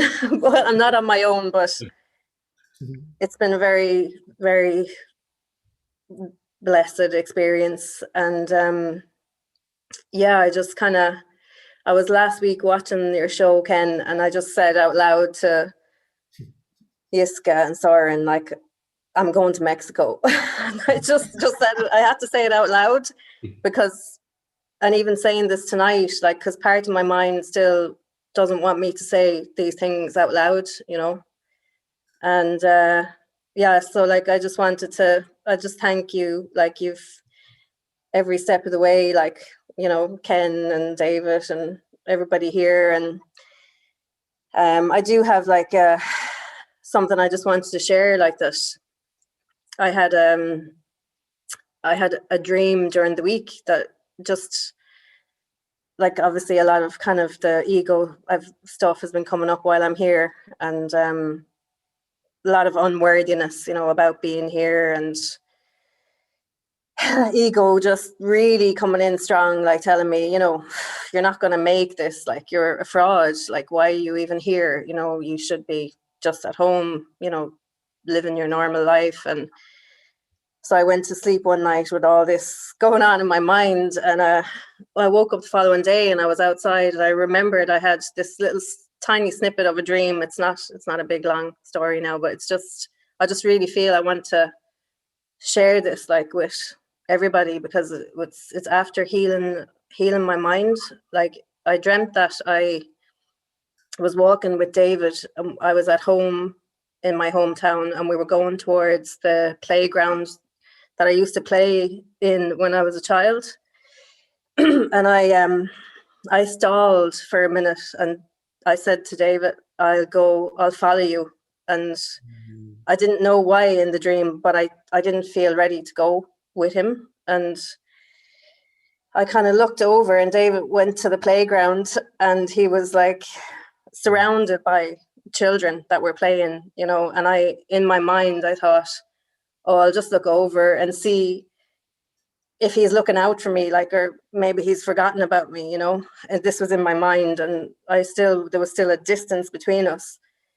And when I looked over, like you, David, you were looking for me, like you were trying to catch my attention, and you waved like your two hands in the air, and you were smiling, like you were waiting for me to come, like, to you. And I just took a look down the other road that was there beside me. It was empty. But then I looked, and it was like Frances was coming towards me on the other pathway. Like, I've obviously never met Frances, but she came at the speed of light. Like all of a sudden she was in my face, and she was just so happy and joyful.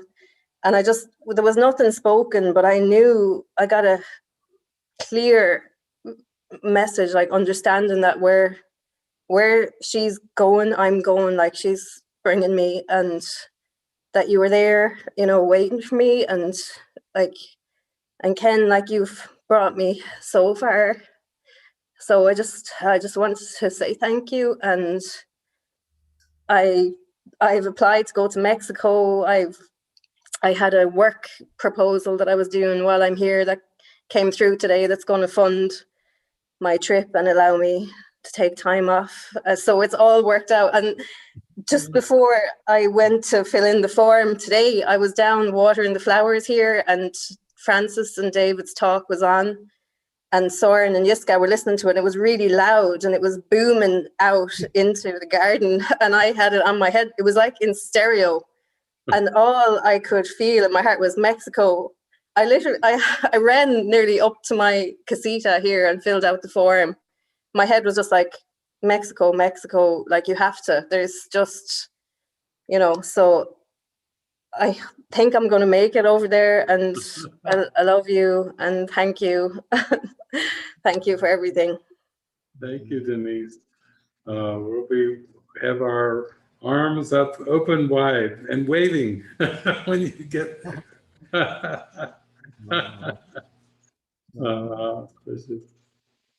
Thank you so much, Denise. It's been so beautiful. I feel, wow, I got the message as well. I got the email today, and I just couldn't believe it. And it was so funny, because just as I got the email, I was looking, and then Lisa comes through, and she goes, "You never guess what?" And I goes, "We got our first mystery school." She, "How did you know?" I said, "I got the email, and it's my friend Denise. I can't believe it. Oh my God." And it was so beautiful to see you from here to now. You know, the one-on-one calls that we had, and just so beautiful. And you just sharing your love of Jesus with me, us just joining in that. And you say, "I just love God, and I just love Jesus, and maybe one day I'll be with you." And you would just pour out your heart, and you've just been sharing your heart with me. and just really like opening up and saying, wow, this is really true. This is everything that I've always wanted. This has been in my heart. And then the next minute, I didn't even realize. I'm like, oh my God, Denise is in Mallorca. So I'm like tracking you like, oh my God. And then the next minute I get this message, you're coming to Mexico. So that's just so beautiful. And I just love seeing your shining light. It's just such a pleasure to be with you. So thank you so much. It's so wonderful always to join with you. Love you so much. Thank you.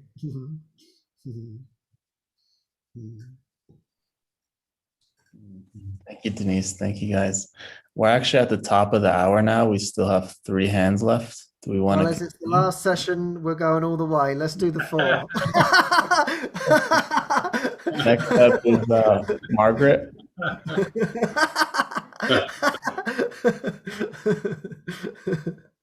Thank you, Ken. Thank you.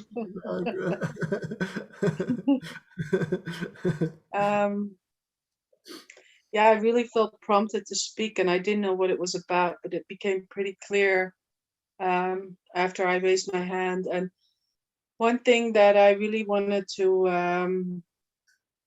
to say and also invite, if anyone feels like I've been having so many miracles on following the prompt of starting to paint and using painting for the backdrop, and just constantly watching the mind chatter and the self-judgments coming up.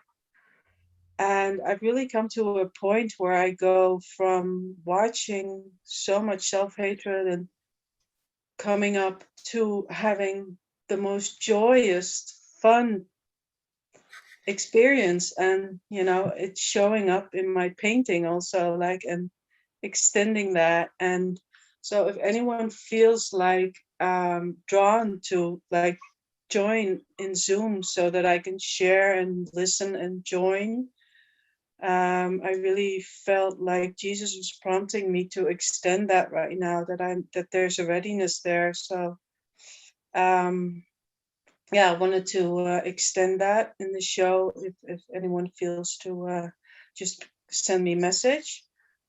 And I also would love to just share a little bit, and then for the exposure, because a loop that I've been in is that I will,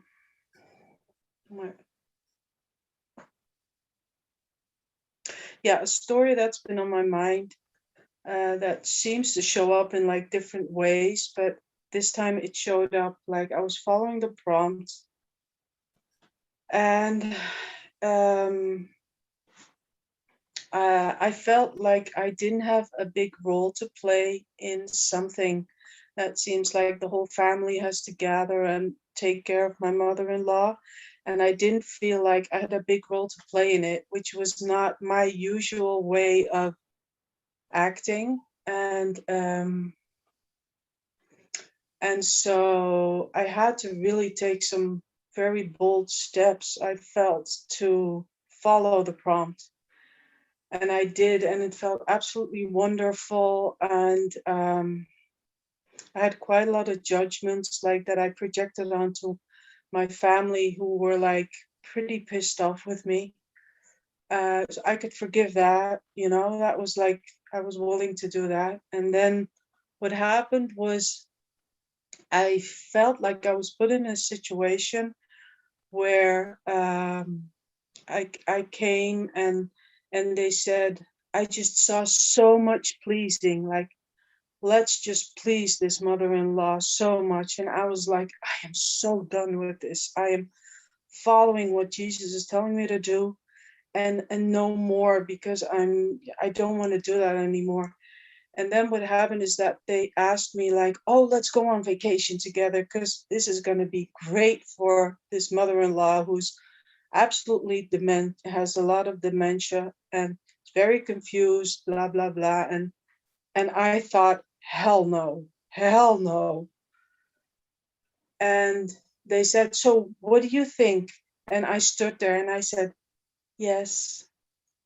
So I felt extremely disloyal to myself. I felt like frozen of fear of saying, you know what? I'm not feeling it with like this whole family, all these people around me who were like, yay, let's do this. And I was so scared to say no. And I said yes.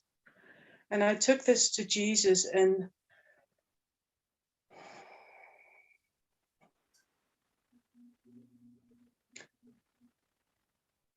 yeah, it's kind of blank in my mind now, but there's still a huge no in my mind. And there's still a huge fear in my mind to trust. And I just wanted to expose that, and because I've been really praying, like, please bring it gentle to me. Please bring it gentle, because it's not been very gentle. The miracles have been absolutely amazing, but the ego lashback has been pain, suffering, isolation. So yeah, just, exposing it right now, and anything that you feel guided, please share with me. Thank you. Yeah, it's never too late to come back to what's in your heart, and not hold it on as a mistake or trying to interpret it, but just really to come back to what's really, really speaking to you in your heart, and know that you do have the strength and permission to follow that. Because I think that's how our faith expands. We've known we've had compromises in the past, and now we don't want to compromise anymore. And it's so beautiful that you're exposing it. So I think that's the first step, just coming on camera with all of us and just saying, hey, here it is. I'm putting it on the altar. Yeah,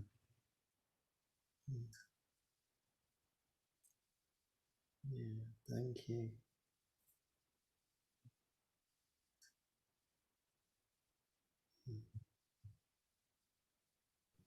Thank you, Margaret.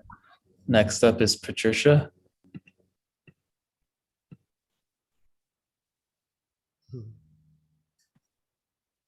Hi guys. Hey Patricia. I was just writing to Margaret. So you're disturbing me.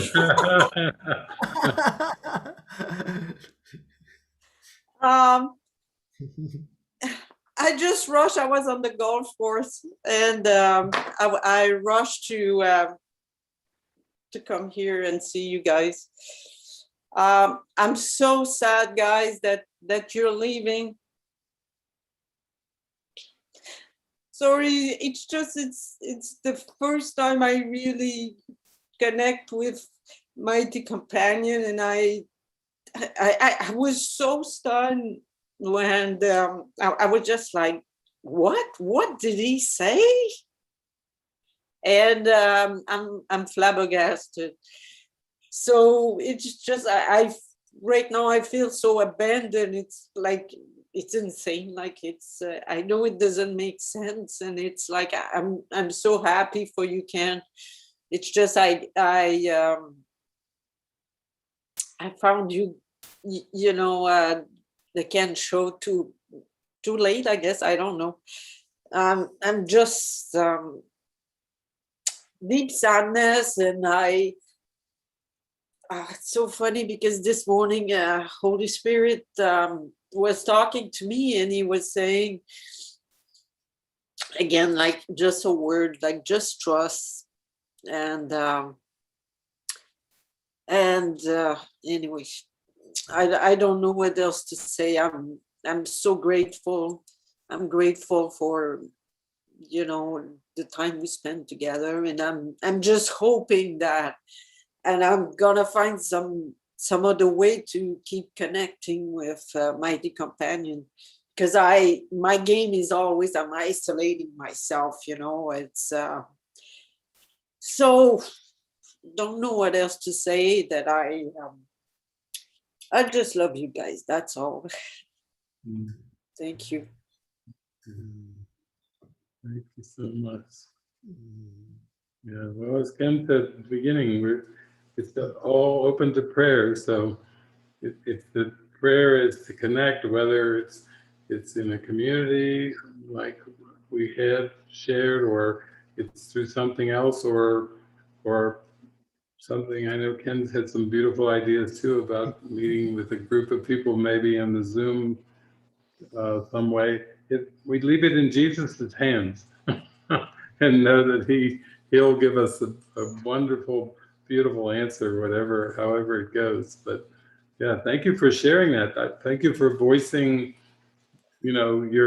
how helpful it's been. And yeah, that's the prayer of your heart. We all feel it. We all feel it. Yeah, and that's really what this time is. Jesus never leaves us. That's for sure. And I don't know what beautiful things he has in store for us all. And that's why we're all really joining in the prayer. We're all here to answer the call for love, and that is just our call for love in our hearts. So I know that he will be answering all of us. That's what Get Real has been about, and that will continue. Get Real continues. It can't end. That's what I was saying. I was walking to the bathroom. It's like it can never end. It never ends, and there's always so many ways to connect. Even in person, as we talked about, the mystery school that's coming, internships, prayer stays. There's going to be much, much more deeper ways. David's movie talks every Saturday. I mean, oh my God, if you're not there, where are you? That's what I want to know. That's just Saturdays. It's just, oh my God, that's awesome. And then there's still going to be the monthly online retreats. So there's always those beautiful gifts that we have. And I know that Jesus has always given me gifts. That has been my word for the last 2 weeks, I think. It's like, look for the gift. And so he's always given me gifts, always. And so I'm sure there's going to be some wonderful gifts that we just don't know about yet. And that's why we're always in the tabula rasa and just opening up to all possibilities of what he wants, that he knows the healing greater than I do, that's for sure. So let's expect miracles, and love you, and thank you so much for always coming forward and always sharing your heart and exactly where you're at. I know that it's been so helpful for so many others when you're just sharing these things and seeing the miracles that you've had from that. And I understand that isolation too. That's been part of my process. And it's just like, okay, Jesus was always keep showing me the next step where I can come forward. And so I know that he's going to be showing that for you too. And that could be Mexico, that could be that could be anywhere. Who's to say? So as always, we join in the miracle and love you so much. Love you.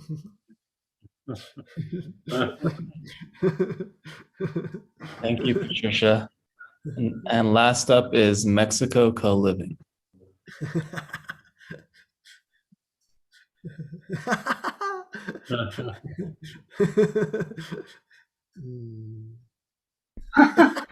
Hi.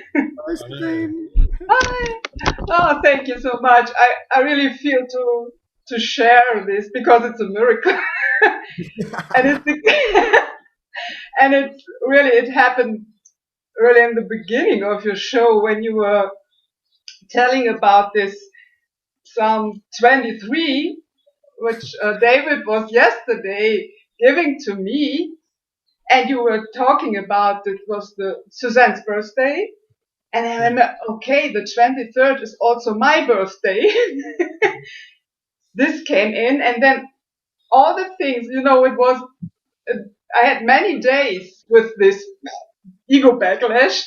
I had a talk with Lisa, and we had in the end a little quiet time. And when I opened my eyes, I had this huge picture from Jesus with the sheep in her room, and I was looking the whole time on it, and I didn't get it.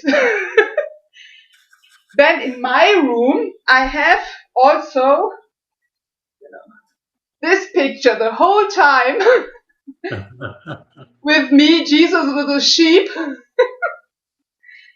And yeah, he was the whole time there, but I couldn't see it. And really today with your show, it opened my eyes, and I could, oh wow, it was so coming in from so many sides to show me I'm here and I'm loved. And so, yeah, I want to share this because I'm happy and I feel it again. Yeah, and thank you so much for this show. It was always very, very beautiful, and I'm so happy to be here with you, and you're mirroring really my joy, and Lisa also, and thank you so much. Yeah. Oh, that's just your beautiful willingness. And just for me, these past few days of seeing what you've been going through, you know, just like completely on your knees. And it's like, hey, listen, we're all in this together. And just the beautiful little joinings that have been happening over and over. And now you can just see how much you're loved and how much he was always there for you. And we're completely in this. And so I think, you know, like what we were just sharing about with everyone, like you were really in despair, all of the thoughts were coming up, and then it's just like, oh my God, he was always there for me, and I'm always in the right place. And then like he's even on your phone with the sheep.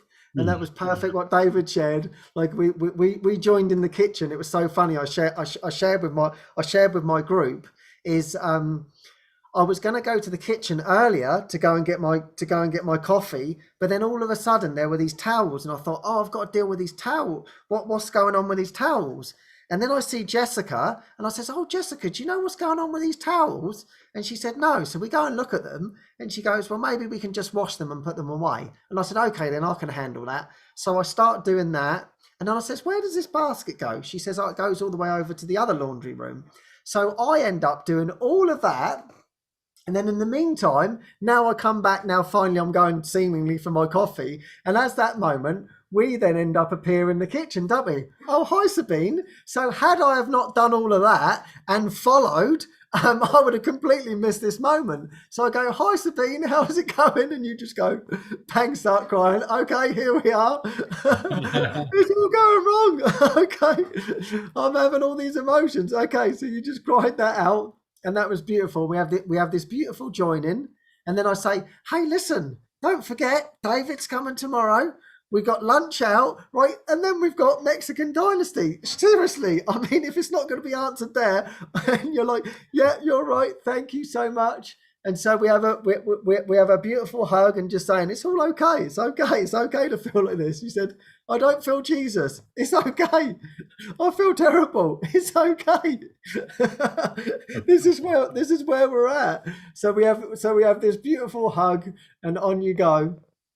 And then the next minute we come into the next day, and Jesus is like, and I said, you know, ask your question to David tomorrow. Ask what's on your heart wherever you are tomorrow. And then there you are. You have that willingness again to pour your heart out. And then it's like, and then Jesus is just like, come on, Sabine, you're one of my little lambs. I haven't forgotten about you. He's even on your phone going, hello. And so you have that beautiful joining. And the funny thing is, these episodes started on the 23rd of April in 2020. And the only reason why I know that is because that's my granddad's birthday. Right. And it's like, that's the reason why I remember it. Then yesterday, Susan, 23, the 23rd of June, which is her birthday. Then the next minute, the 23rd, the Psalms were coming through Susan. And she puts it on Facebook. And then I put it on there. I thought you saw my no, I never saw it. The 23rd Psalm is coming through. We have David. We have another number 23. And then your birthday is the 23. I mean, I don't know how many more symbols we want. Praise the Lord and hallelujah. He has arisen. I have arisen.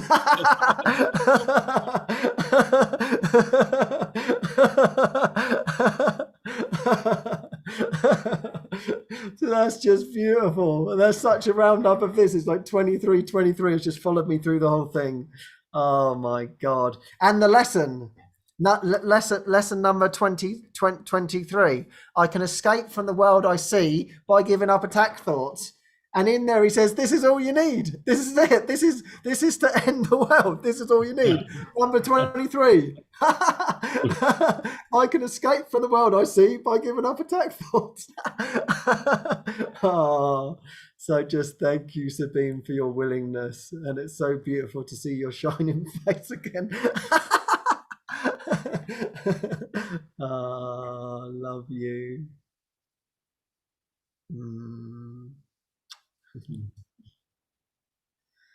Oh, wow. Here we are. Let's go to gallery. Now, how do I do that? What happened here? Oh, there it is. Oh, thank you so much. Wow. Oh, so lovely to see you all. Thank you all so much. Well, thank you, Jesus, really. I mean, that's the only thanks there is, just thank you.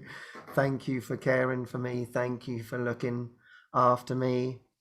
Thank you for giving me this opportunity. Thank you for always loving me. Thank you for encouraging me.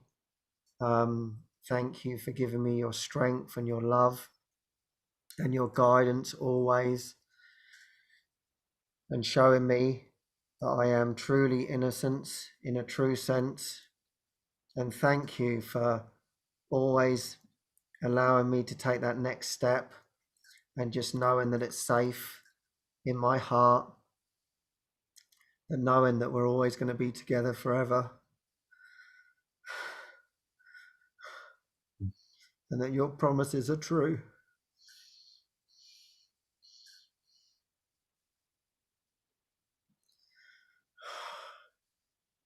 And you have blessed me, and I know he loves us all. I know it. There's no doubt in my mind.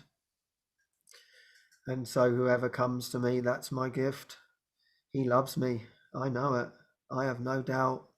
And if that's the gift that I can give after all this talk and the 65 sessions, there's only one thing to say. He loves you. You are loved for real. And that will never change. And that's the only reason why I'm doing this. Because he's given me that love. And I want everyone to know it. So that's my mission. So I love you very much. And yeah, thank you, David, for the tag team. High five.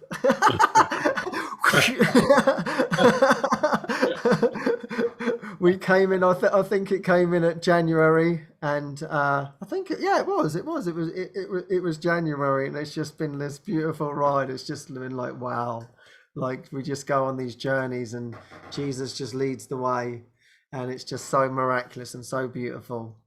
So yeah, I mean, and the thing is, we've got all of these wonderful teachings there to go back over. It's just amazing. That's what I thought. I thought, well, everything's been answered there. So if ever I need a little bit of help, you've got 65 episodes to look through, and know that I'm always with you, and he is always with you. He is the one, and so are you. And that's what we're all going to remember together. And so, yeah, let's just see what's going to happen. I mean, this is exciting. New things are happening for us all. And so, yeah, as always, let's expect miracles, and love you all very much. Bye for now. Thank you.